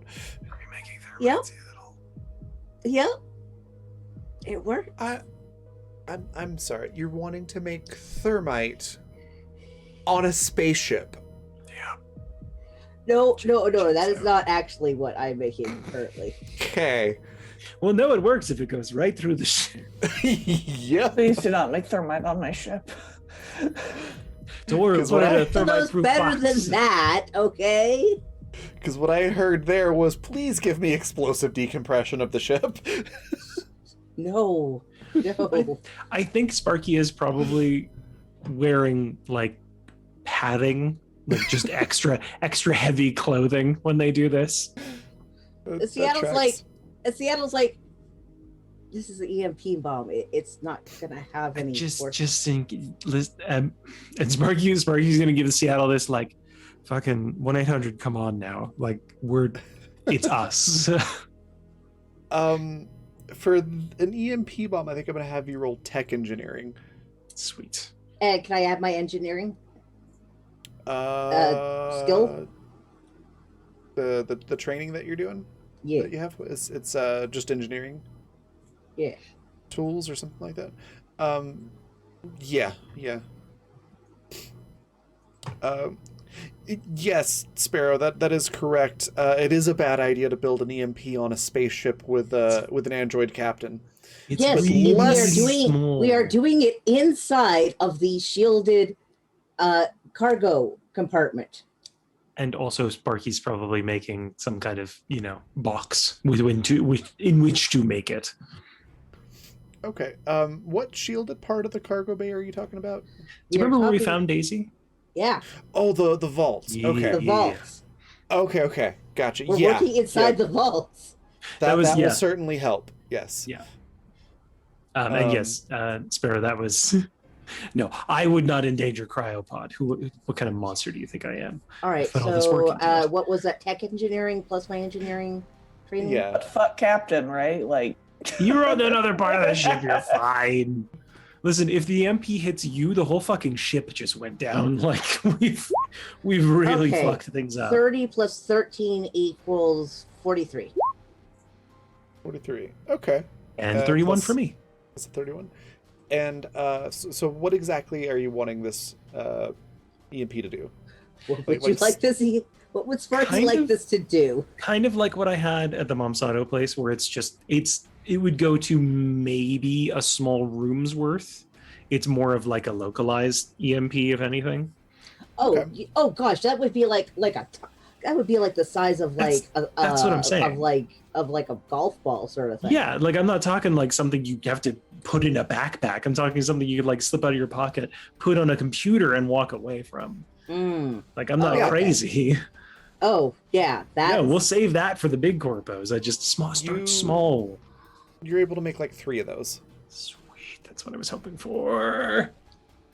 Because that was a pretty good roll. Excellent. All right. Anything else that you want to do on this particular day? Yes. Seattle's going to be looking to Sparky and is like, you've got a bit of experience looking around on the dark web for things, right? Sparky kind of goes a little pale. Like, I have experience. Mm-hmm. Sorry, this just has Seattle the energy of like, has a smile. Hey, you know about burying bodies, right? It's like, I'm gonna need your help finding the base engineering schematics I need for a weapon for the ship. Okay, what kind of what? Because like I kind of need to know something about it before I go searching. It's not like Google. Can't just be like ask Jeeves about. Oh. Are those legal? No. Cool. They are very illegal. We should probably talk to Captain about that, because if we don't, then she finds out that we're making one. Seattle gestures to the 3 bombs. I haven't asked Captain if I'm allowed to make bombs. No, that was me. You were helping me make bombs. This is on me, because they're tiny. You're talking about, like... I'm not going to build net gun for a ship. I'm not going to build it without Captain's permission. Right, but we should probably tell her we're looking for it. Because this is kind of like saying I won't tell them that I bought a car when you're looking up buying a car. And I don't think she's going to like it. Listen, take it from someone who is constantly in trouble with Captain. Just don't. I think I think Daisy would object to it too much. Could I get an education roll from Sparky, and you can add your assassin training? Oh, good. This must be good. Mm-hmm. That is a 24 plus 6, so that's 30. 30. Okay. So, it's not so much a, like, oh, I totally know this. Is like you suddenly remember that you knew this information about why they're so illegal. Is that they're horribly unpredictable as to the effect it has on the ship that gets hit with it in this particular universe. So there is an equal chance that it will kill it, like literally fry any organic being inside the ship. Pray tell, Raven, is this hands-on experience that I'm remembering? You get the feeling that it might be. So there's that option, or it could knock out the ship so bad that life support goes out and can't be easily restarted, and so then everybody suffocates to death. Or it can cause a myriad of other, not quite as bad things, but still bad things to happen to the ship. So what you're telling me is that the electronet has 0 chill, is what you're saying. It will fuck up everybody else's day. Sparky, kind of like mid saying, like, we should tell a captain about this. Just as you're saying, like, Daisy might object to it, Sparky kind of grips the table tightly for a minute, like. And Seattle like looks worried at this. Like, are you okay? We shouldn't build this. Why not? And Sparky, still grabbing the table, grabs Seattle's shoulder and pulls him a little closer, like, we shouldn't build this. Why not? And they get up and do that, like, I can't say what's going on, but they do that really concerned pacing in the small vault. And Seattle's looking, what aren't you telling me, Sparky? I remembered something, not all of it, but something, and I don't want to talk about it, but we shouldn't build this. Not unless you're ready to face.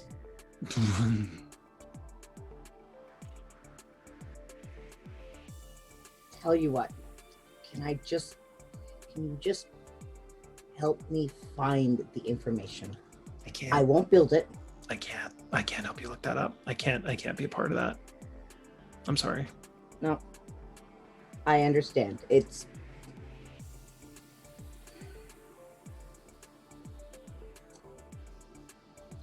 We are going against something so massively larger than ourselves that I'm worried. And I don't know what else I can do to help protect us, to help protect all of you.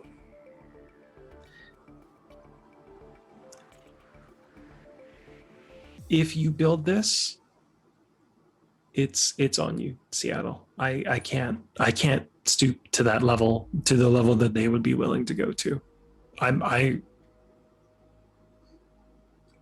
I don't want us to ever have to use it. There's better ways. You don't build a weapon like that and hope you never use it, because you'll have to. You don't sit on a nuke and hope you'll never have to use it, because there's always the chance. Don't. I'm not going to build it.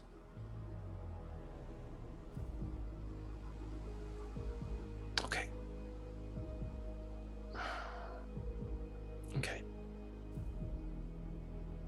And they'll sit down and kind of. I'll figure something else out. Lean on the lean their head on the table. Like, that was that was a lot. Sorry, that was a lot all at once. And Seattle's like kind of like doing the whole like hand on the like behind, between the shoulder blades, kind of like the gentle kind of like sort of like, you doing okay? Like, it's like, do you want some water? No, I'm okay. It was just a lot all at once, and I don't. want to remember most of it. So if there's anything else we could build or do, that would be great. I could use a distraction. Could I get a gut feeling roll from both of you? Oh God, this will be good. This is potentially a good thing. It's not a roll well or something bad happens. It's a roll to see if I can give you a hint. 22. 17. Oh no. Guts, never heard of him. So Spark, you do get a little bit of something. Like you vaguely remember that seem to recall it. Maybe the cartel was working on something like that, then realized the problems and shifted to a different program. Something about hacking, and that's all you really remember.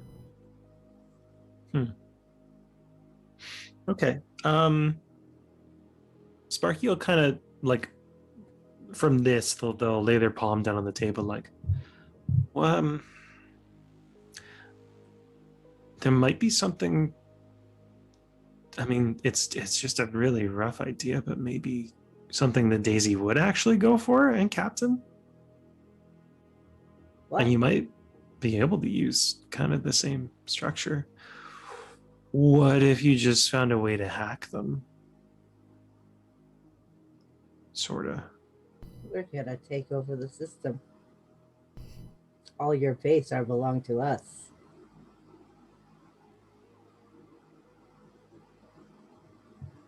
Yeah.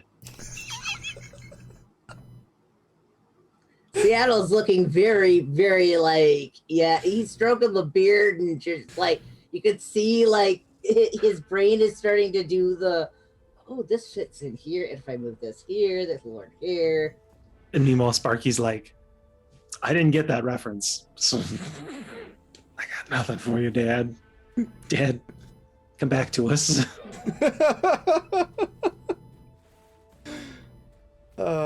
All right. So for Annie, while all of this is happening, what's Annie doing?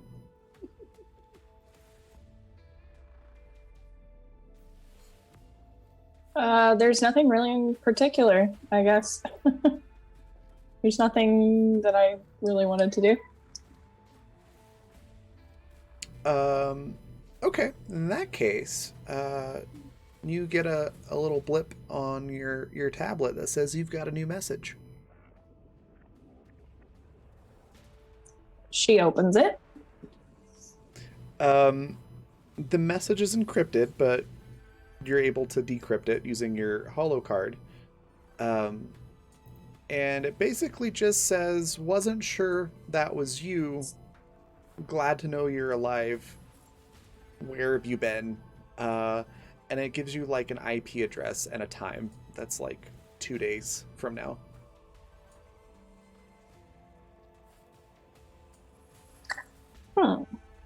She will poke that away. Okay.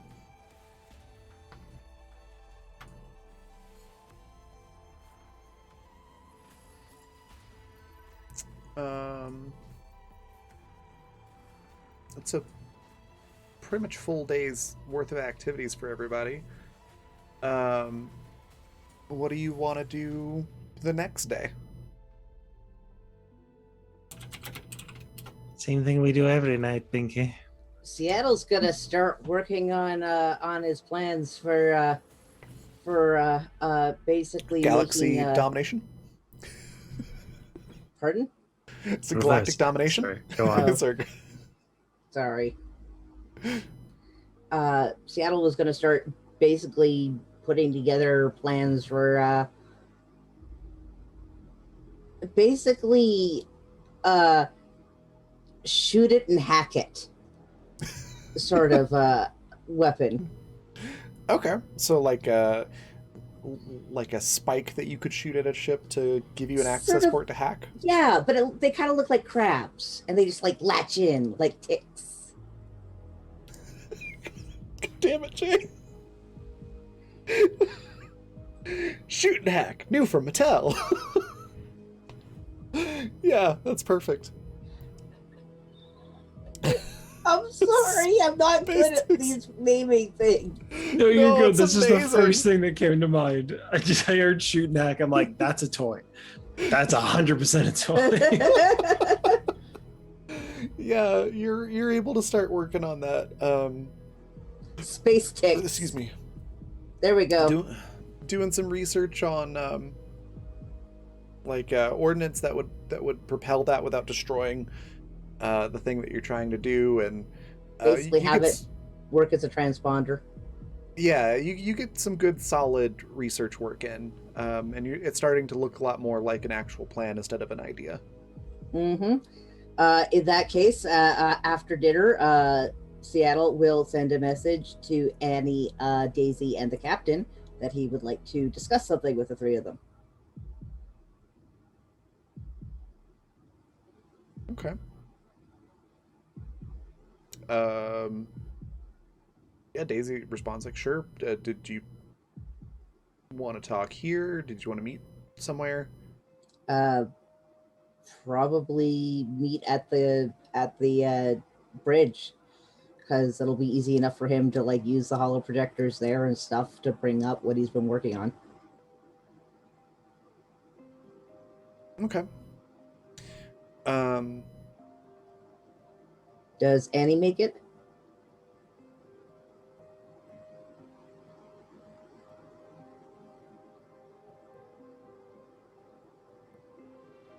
You there, B? Sorry, I was talking to my mom. No problem. No worries. She was asking me something. Sorry, what did you ask me? So Annie got a message from Seattle that also went to Captain and Daisy, requesting to meet them at the bridge to discuss something with the three of them after dinner. Yeah, she just shoots back a message that says, "Yeah, well, I'll be there."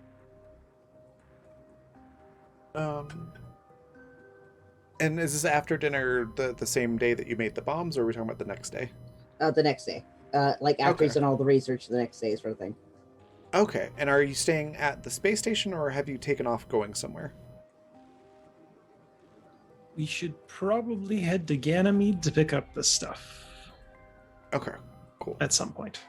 Just so I make sure I know, like, Yeah, I'll what's say going on that in the Captain galaxy is- around this conversation. Captain has started in that direction.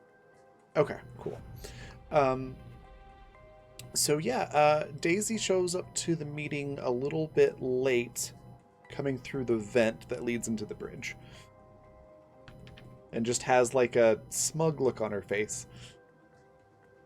Captain takes note of that vent and thinks about ways to block access.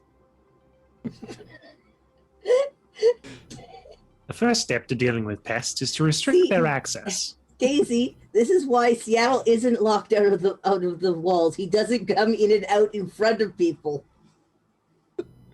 Daisy's just like, this is just another way to get around the ship, and it's more comfortable. She just likes being in the vents. I'm just imagining pirates getting on their ship, and it's just the daughter and father duo just destroying them from inside the walls. The like one survivor of like a patrol that was in the ship just shaking, going like, they're in the walls, they're in the vents, they're everywhere, man. No, and the smug look is not definitely not because she came out of the vent. Like, she does that all the time. This looks like something different. Seattle's like, what's that look for? Oh, I just took care of a body odor problem in a certain part of the ship.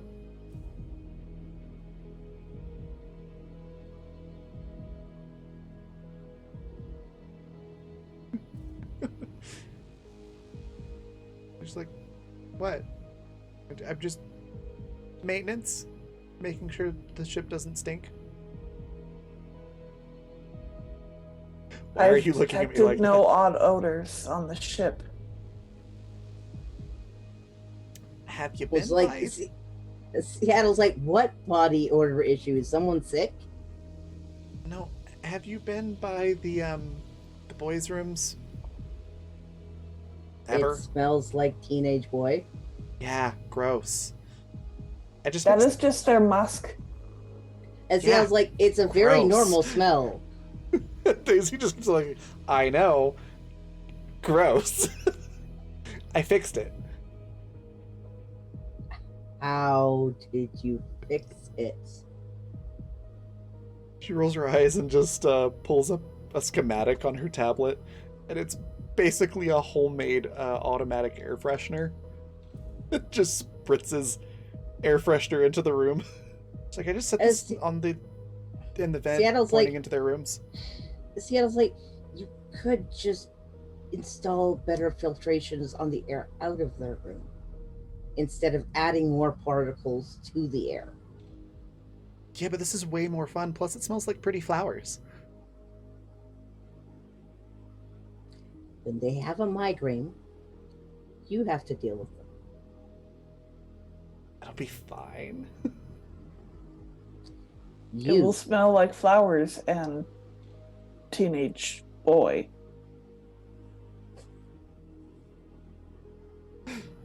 She just shrugs like, that's better than having to just smell teenage boy when I crawl past their vents. Then don't go past their room. How else am I supposed to get around the ship? Hold your breath. Some of us She have shrugs. managed to walk the hallways. She just like shrugs like, that's boring. Anyways, Seattle like brings up those sort of basic schematics he's put together for the idea. For his, it's like, I don't have the experience in hacking. You three are pretty much our crew's best, and I'm going to need your help with finishing the design work for these. I'm calling them ship ticks. And like brings up like the schematic is like explaining about is like basically they're small, they're probably about the size of a dinner plate, and basically you can fire them and have them like attached to like a rocket or something, so they shed off and are not viewed as a problem, or they're just like debris that'll bounce off of the ship's hull. But no, they latch onto the ship's hull and allows you access to the system. And like Seattle's like getting right into explaining the engineering stuff and like how and like the targeting system works and like how they move and stuff in space, so they best disguise themselves as debris. All that. So it's like once they attach to the system, that's where I'm not really sure where to go with this. You can tell that Daisy's basically already half listening and half figuring out how all of this is going to work. Just sort of zoned out, but is still hearing what you're saying.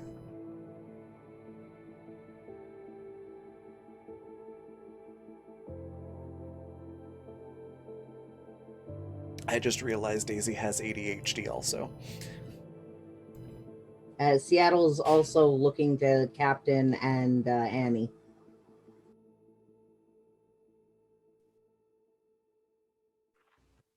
I would probably say there's some sort of itch in her brain, in Annie's brain, that tells her that this feels like a muscle she hasn't stretched in a while, but it's still a muscle that she possesses.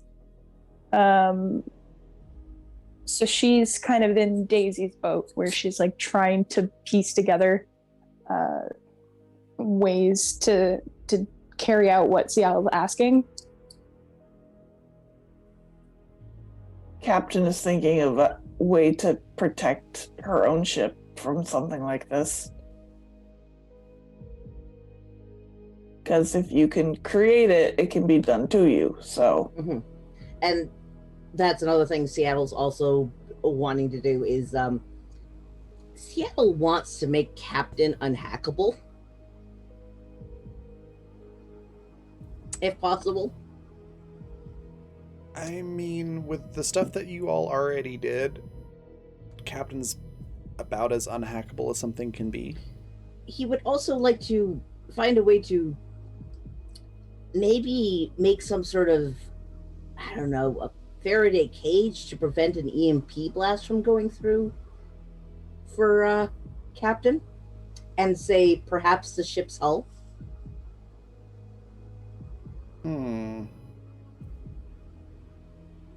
I'll have to look into that to figure Because, I out mean, how it that... does take one hell of an EMP to knock out Captain.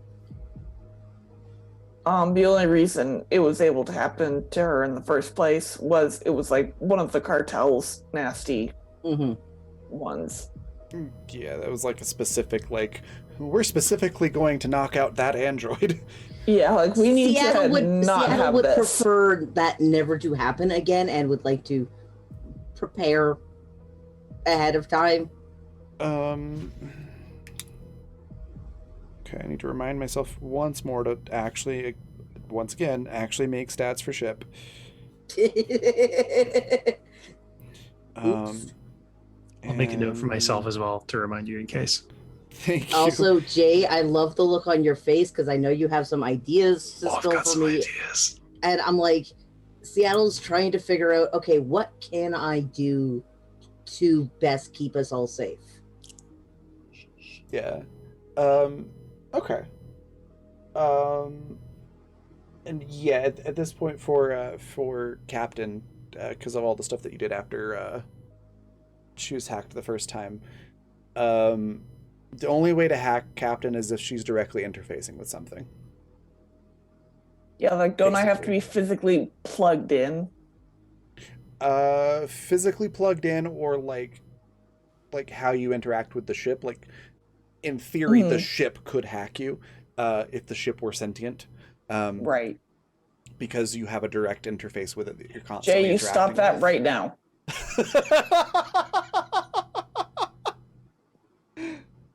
So just don't use the cryopod is all I'm saying.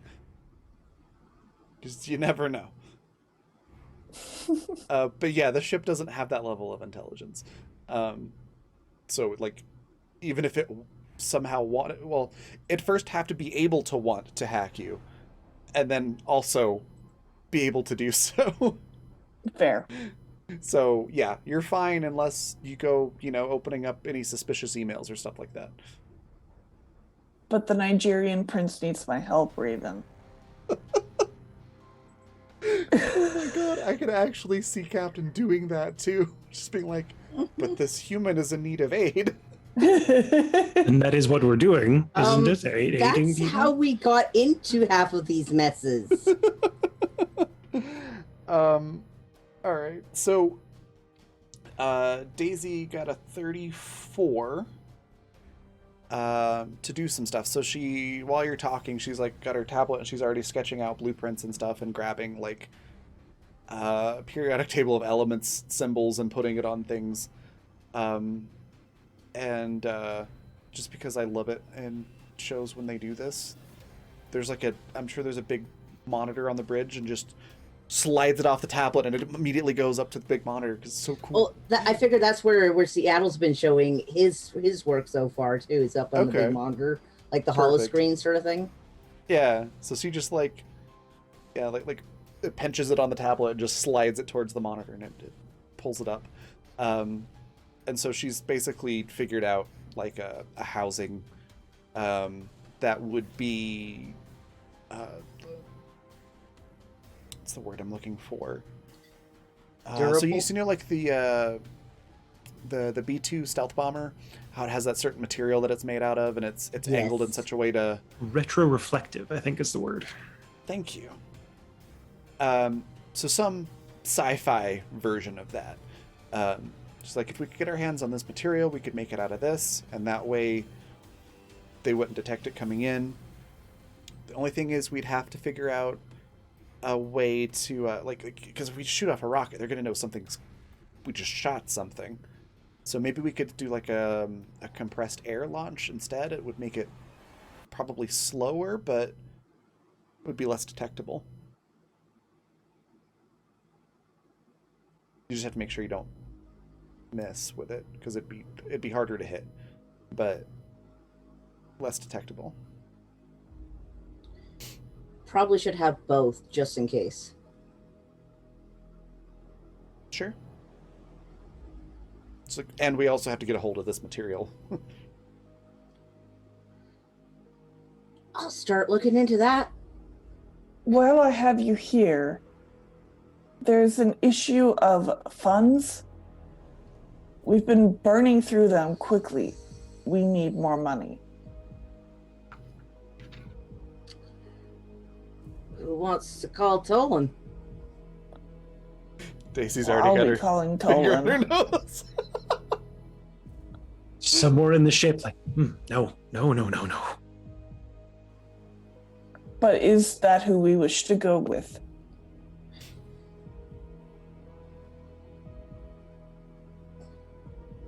I'll try to ask for something non-violent. Maybe We another also art have the theft. servers. We also have the servers from Momsato. Oh, yes, we could sell those for information too. Or money. You also literally have a shell corporation. You could become your own Tolan if you were so inclined.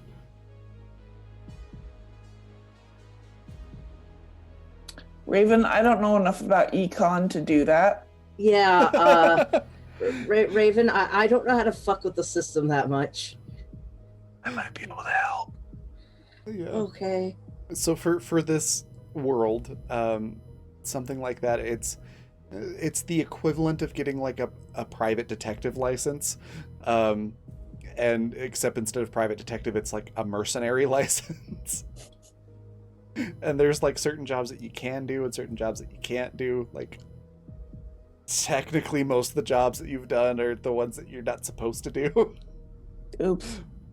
But Just go down to the DMV and get your Merc license. No big. Yeah, Yeah. as long as you're not pissing off the wrong people, the galactic government really doesn't care. So, Well, we've been kind of disguising the fact that we're the ones helping with a lot of this. it's true. And really, the only people who actively hate us right now is the cartel. That you know of.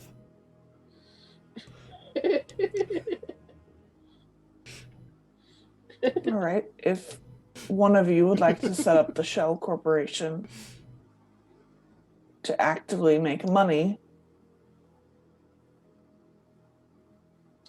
Seattle is like, no, it's like not me.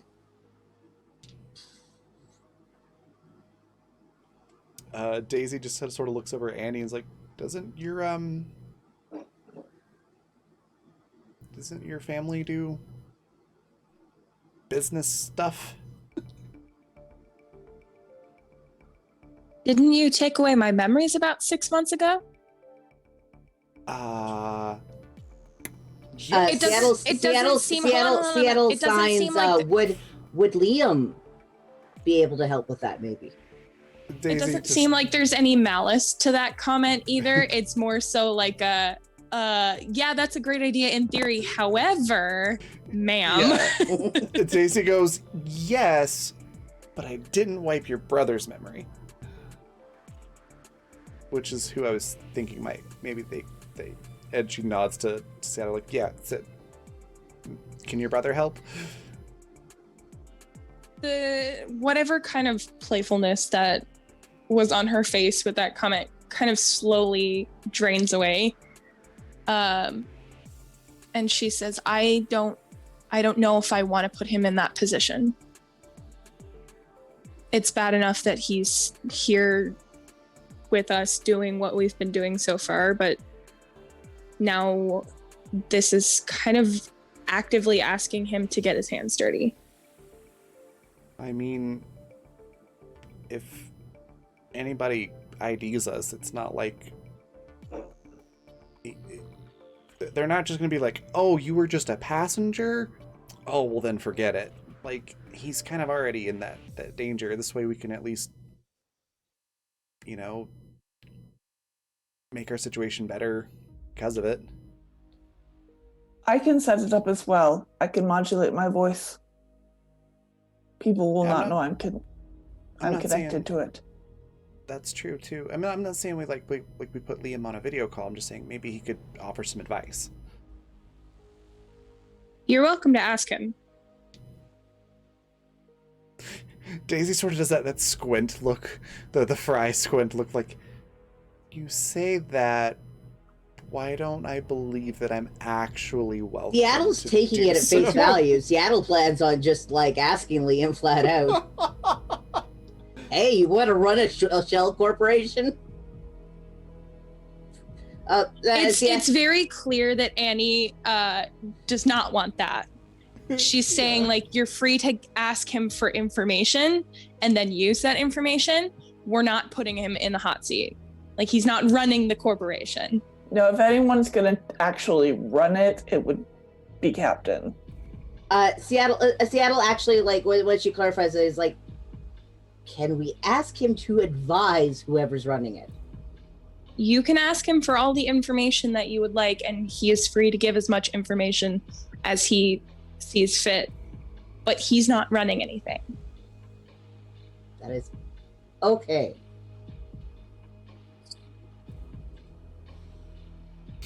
Okay. She kind of like sinks back into her seat a little bit.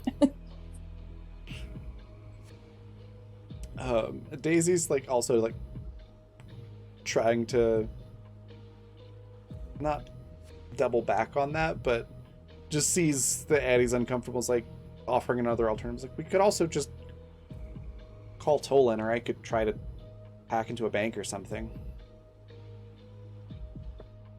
I will still be contacting Tolan to boost our funds.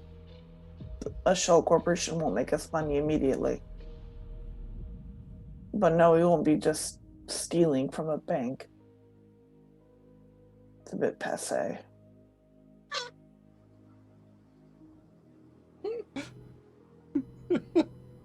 Daisy just kind of mutters to herself.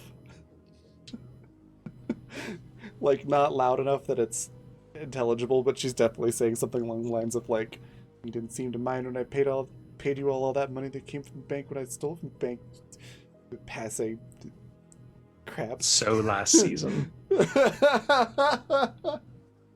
Captain just looks at her and just stares like, want to share with the rest of the class? No, I'm good pouting right here by myself. Mm.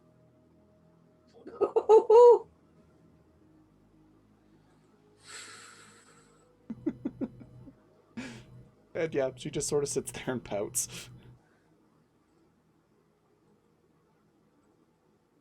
Well, in that case, unless you all would like to be part of a video call with Tolan. Daisy, like, is gone. Seattle's deciding to stick around.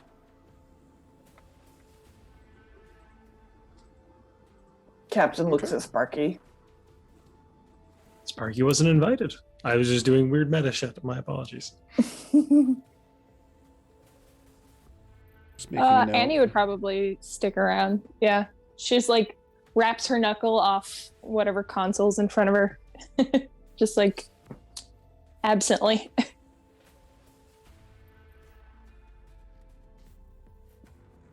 All right, then Captain calls up Tolan. Tolan answers after a couple of rings and just says, "Oh yeah, my favorite crew of mercenaries. What do you want?" We seek employment. Okay. What's the catch?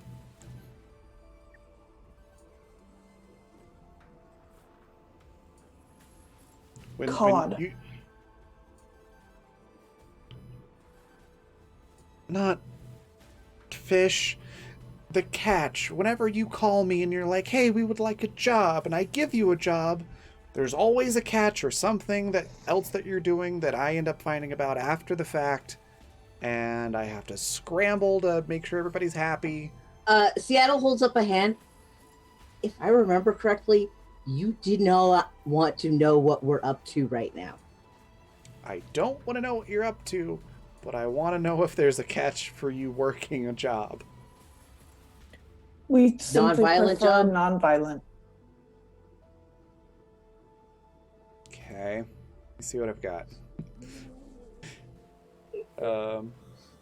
Starts looking through his computer. Is there any particular type of nonviolent job you would all like to do? Heist. Heist. It's what we got experience with. We're so good bad at them. Just because I think this is really funny, he's gonna come back and say, yeah, I got a bank job. Apparently somebody inherited something and the client thinks it should have gone to them, and it's in a safety deposit box in a bank.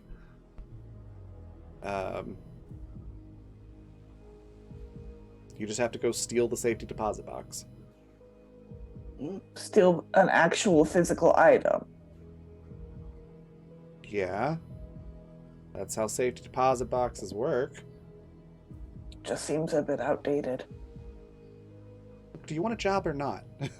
I do. Alright. Here's the coordinates. He sends over coordinates to a planet closer to the central part of the galaxy. Says, alright, this isn't a rush job, but the faster you get it done, the more they're willing to pay. I don't have a whole lot of intel for you on this, so I just know the bank name, the account number, and the deposit box number. So, good luck. And remember, if you get caught, I don't know who the hell you are.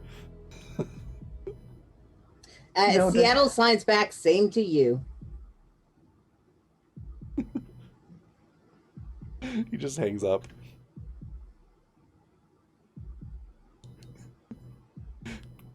You hear a squeak from a vent cover opening behind you. Seattle's like...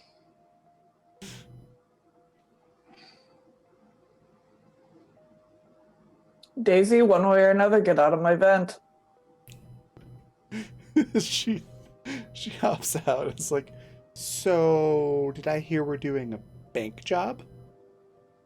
Yes, a physical bank job, not hacking a bank to get money. Tomato, tomato. Why don't we do both? Too easy to link to us.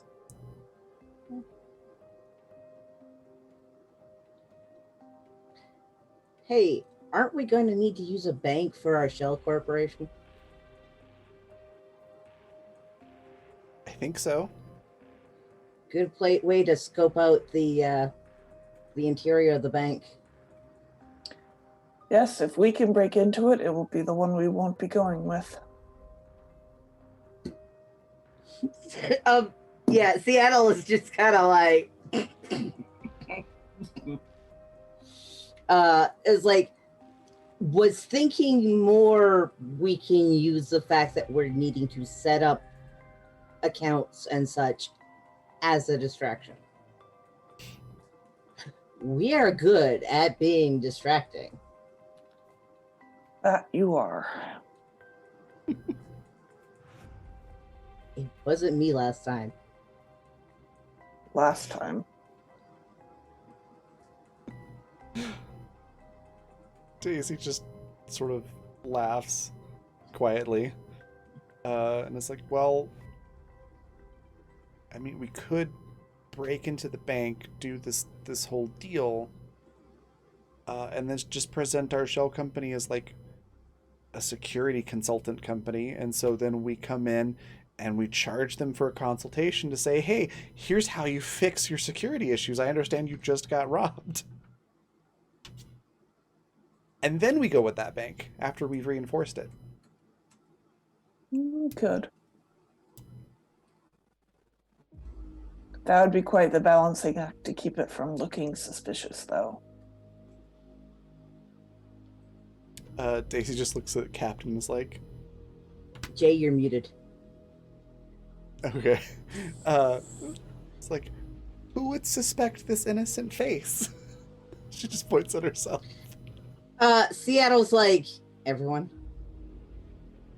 Well, on this ship, yeah. But outside the ship, no.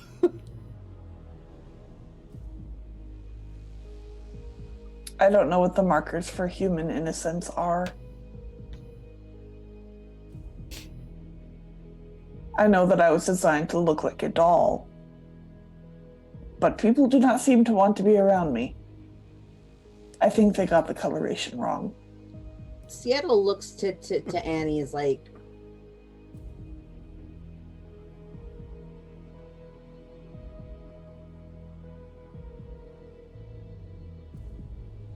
Annie, seeing that you are pointing at her, points to herself and just looks at you. it's like, you could pull it off.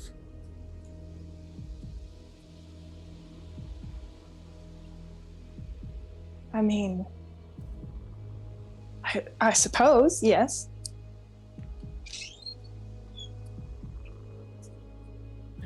Sparky's gonna be so pissed that we're already planning a heist without them. You think that. You think that. And I was like,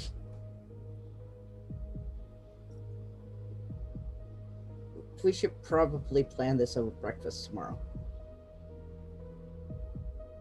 As you wish.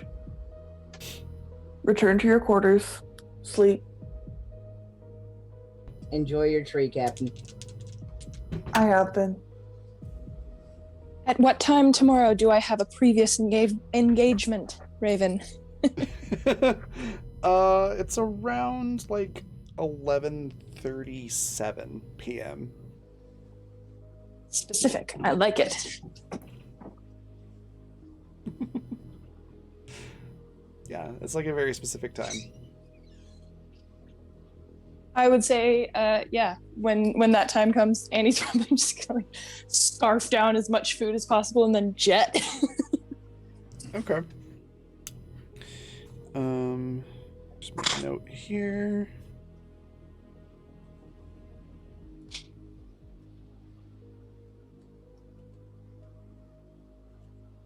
Okay. All right.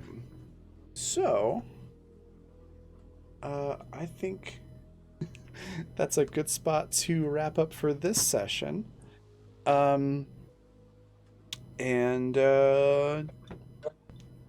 because I'm evil, I will just let you know I got another nat 20 on a roll. Who is rolling these nat 20s, madam? Why? Me. Reasons. Before we go on a raid. They're very good reasons. Before we go on a raid, I'm going to let everybody say what their their favorite part is, where we can find them, and anything else they'd like to share. While we're doing that, everybody in chat, if there's a raid cry that you would like us to use, feel free to throw the suggestions in the chat. Yeah, Lisa, we'll go opposite order. So what was your favorite part? Where can folks find you? And anything else you'd like to share? Oh, God. Favorite part. Figuring out, like, contextually, clues-wise, the kind of weapon that that Seattle was looking up. I was like, oh, God. Like, yeah. Seattle was just like, how can I best protect my family? I know, destroy everything. Yeah, that would. And I have a feeling that something on a smaller scale is kind of what was used to get captained by the cartel. Basically, just fry your circuits, drag her in. So no, Captain would not have gone for that. Yep. He just wanted to look it up. That's all. No. But yeah, just funny to see how horrendously awkward we all still are. Poor Tolan. And yeah, and then Captain is pretty done with Tolan. Just like, you don't get to boss me around anymore. That's final. But that's right, Jay. You wouldn't download a bomb. But yeah, I would I'll be here next week. But yeah, that's it. All right. Next, Alex, what was your favorite part? Where can folks find you, and anything else you'd like to share? Folks can find me at Can Chaos Art on Twitter and Twitch. I'm a digital artist. I post art on those places. You can find me next back here on Tuesday with Jay, where we play very different character dynamics. So different. I get to have a knife, but I'm a lot more likely to use it in that game. Yep. Yes, favorite parts tonight. I don't know. Anytime Sparky and Seattle kind of like get a chance to either be absolute fucking goofballs, but even when they're being goofballs, they have like, as soon as things turn serious, both of them like are immediately like, no, need to share deep emotions now. This shit's happening. It's like, okay, back to being goofballs now. Yep. Ship ticks. Gonna drain your brain. Oh my goodness. Gosh, yeah, and watching Annie get to like be an absolute badass and like have the rest of the crew be like, wait a minute, we should be using Annie for more stuff. She's good at stuff.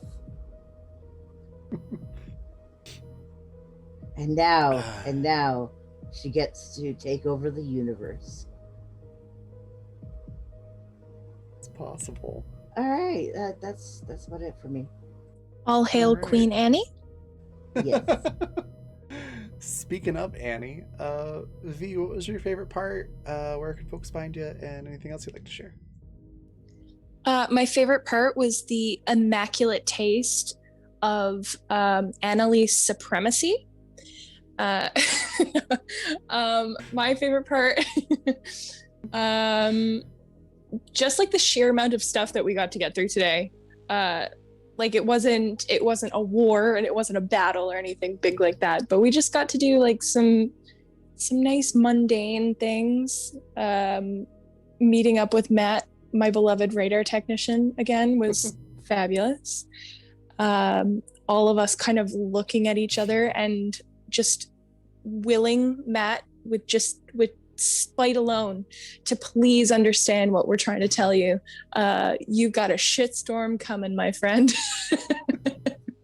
That was great. And of course, Annie having a secret meeting coming up next session.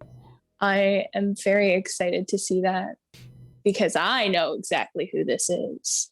And I am very excited to interact with this person. So but yeah, as for where you can find me next, today is Saturday. I will be back again on Wednesday for more Exodus, where I am the GM. So if you are a fan of BioShock, that is a game that is inspired by BioShock, which is my favorite game series of all time. And our party is always yanking my chain and getting into weird shenanigans. So if you're a fan of that, definitely check it out. As well as on my art Twitter, you can find some stuff that I've posted there. Like I mentioned earlier, I just posted some new stuff there. So if you'd like to check that out, it's at Peppero Draws, and that's Peppero like the candy. And yeah, so check that stuff out and find me again on Wednesday.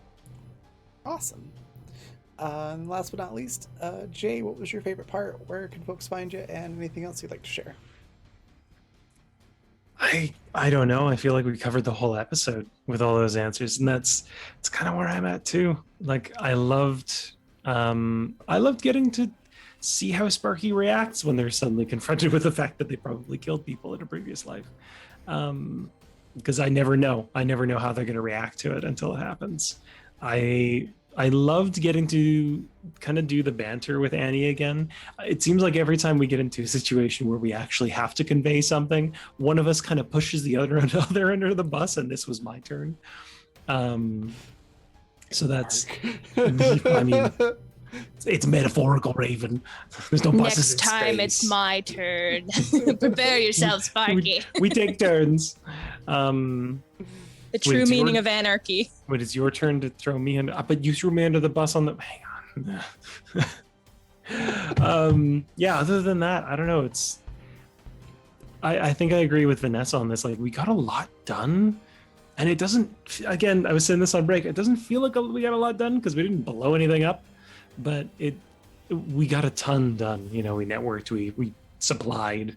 I bought some things that I haven't mentioned, and we made some EMP bombs, so that's great. And I got to make some, outfits. So yeah, I'll toot my own horn on that. Otherwise, yeah, I'm just super excited for whatever the hell else we try to do. How are we gonna fuck this heist up? I don't know, but I do have an idea that I'll share off stream. That's why I was doing all the. What if we succeed? No, it can't happen. I don't know what would happen in that case. No, it's impossible.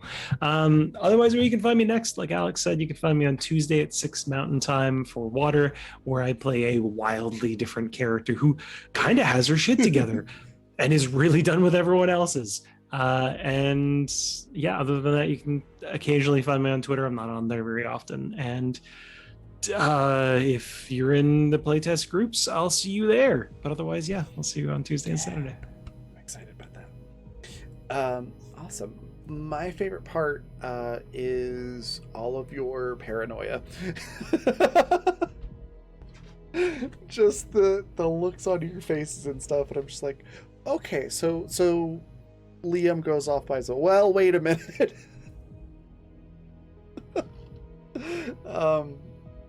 Just my natural clarifying things on some of it. Some of it's definitely just to mess with you, but most of it is just me clarifying because I do that. It was just funny, and yeah, it's amazing what you can all accomplish when you're not blowing things up and nothing's trying to blow you up for a change.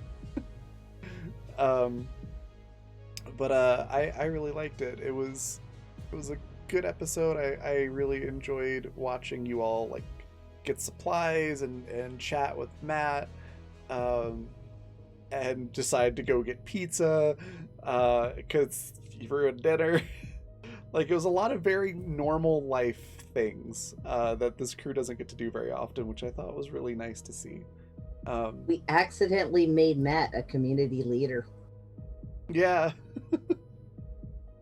and also good old Smokey Jim, who's super chill. He's a fun NPC that I think will be really neat to see more of later.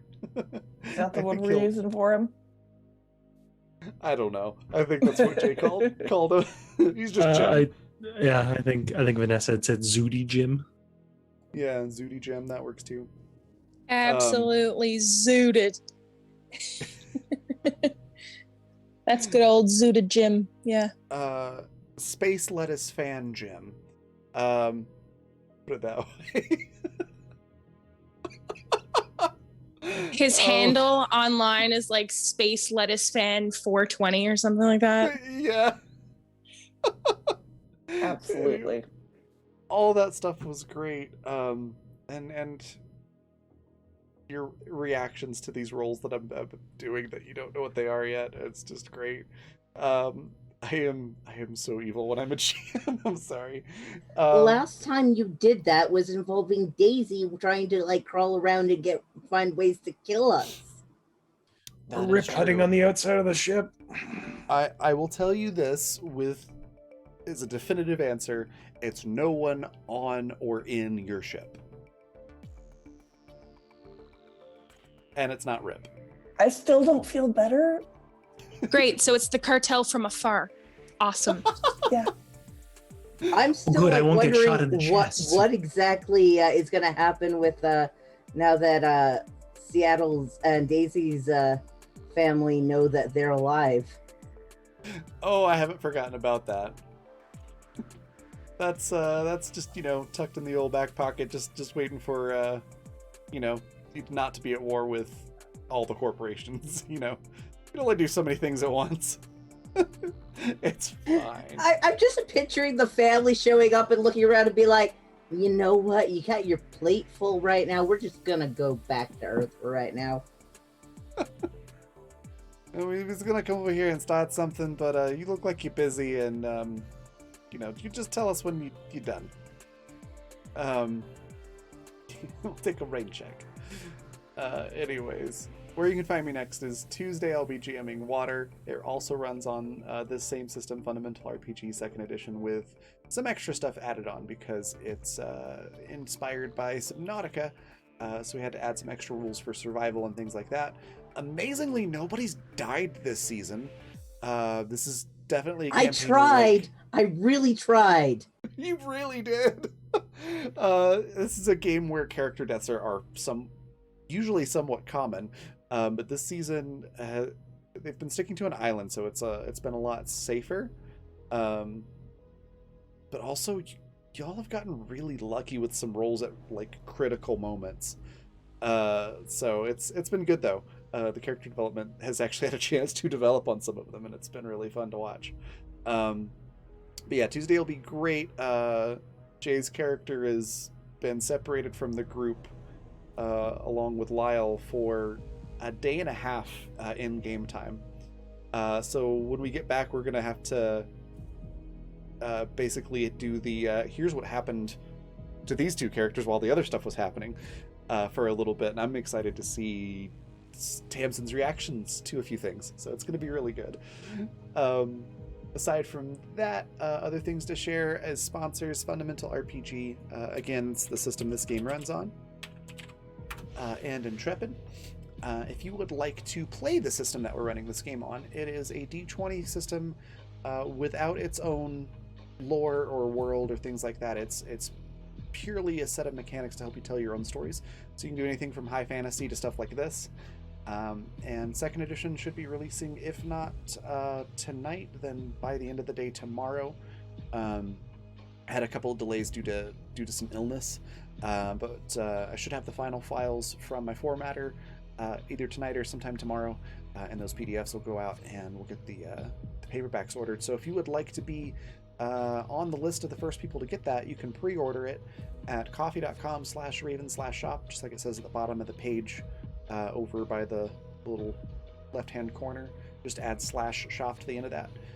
You can pre-order the PDF or the paperback, or sometime tomorrow it should be available for purchase at that site, or you can order the paperback right off of Amazon.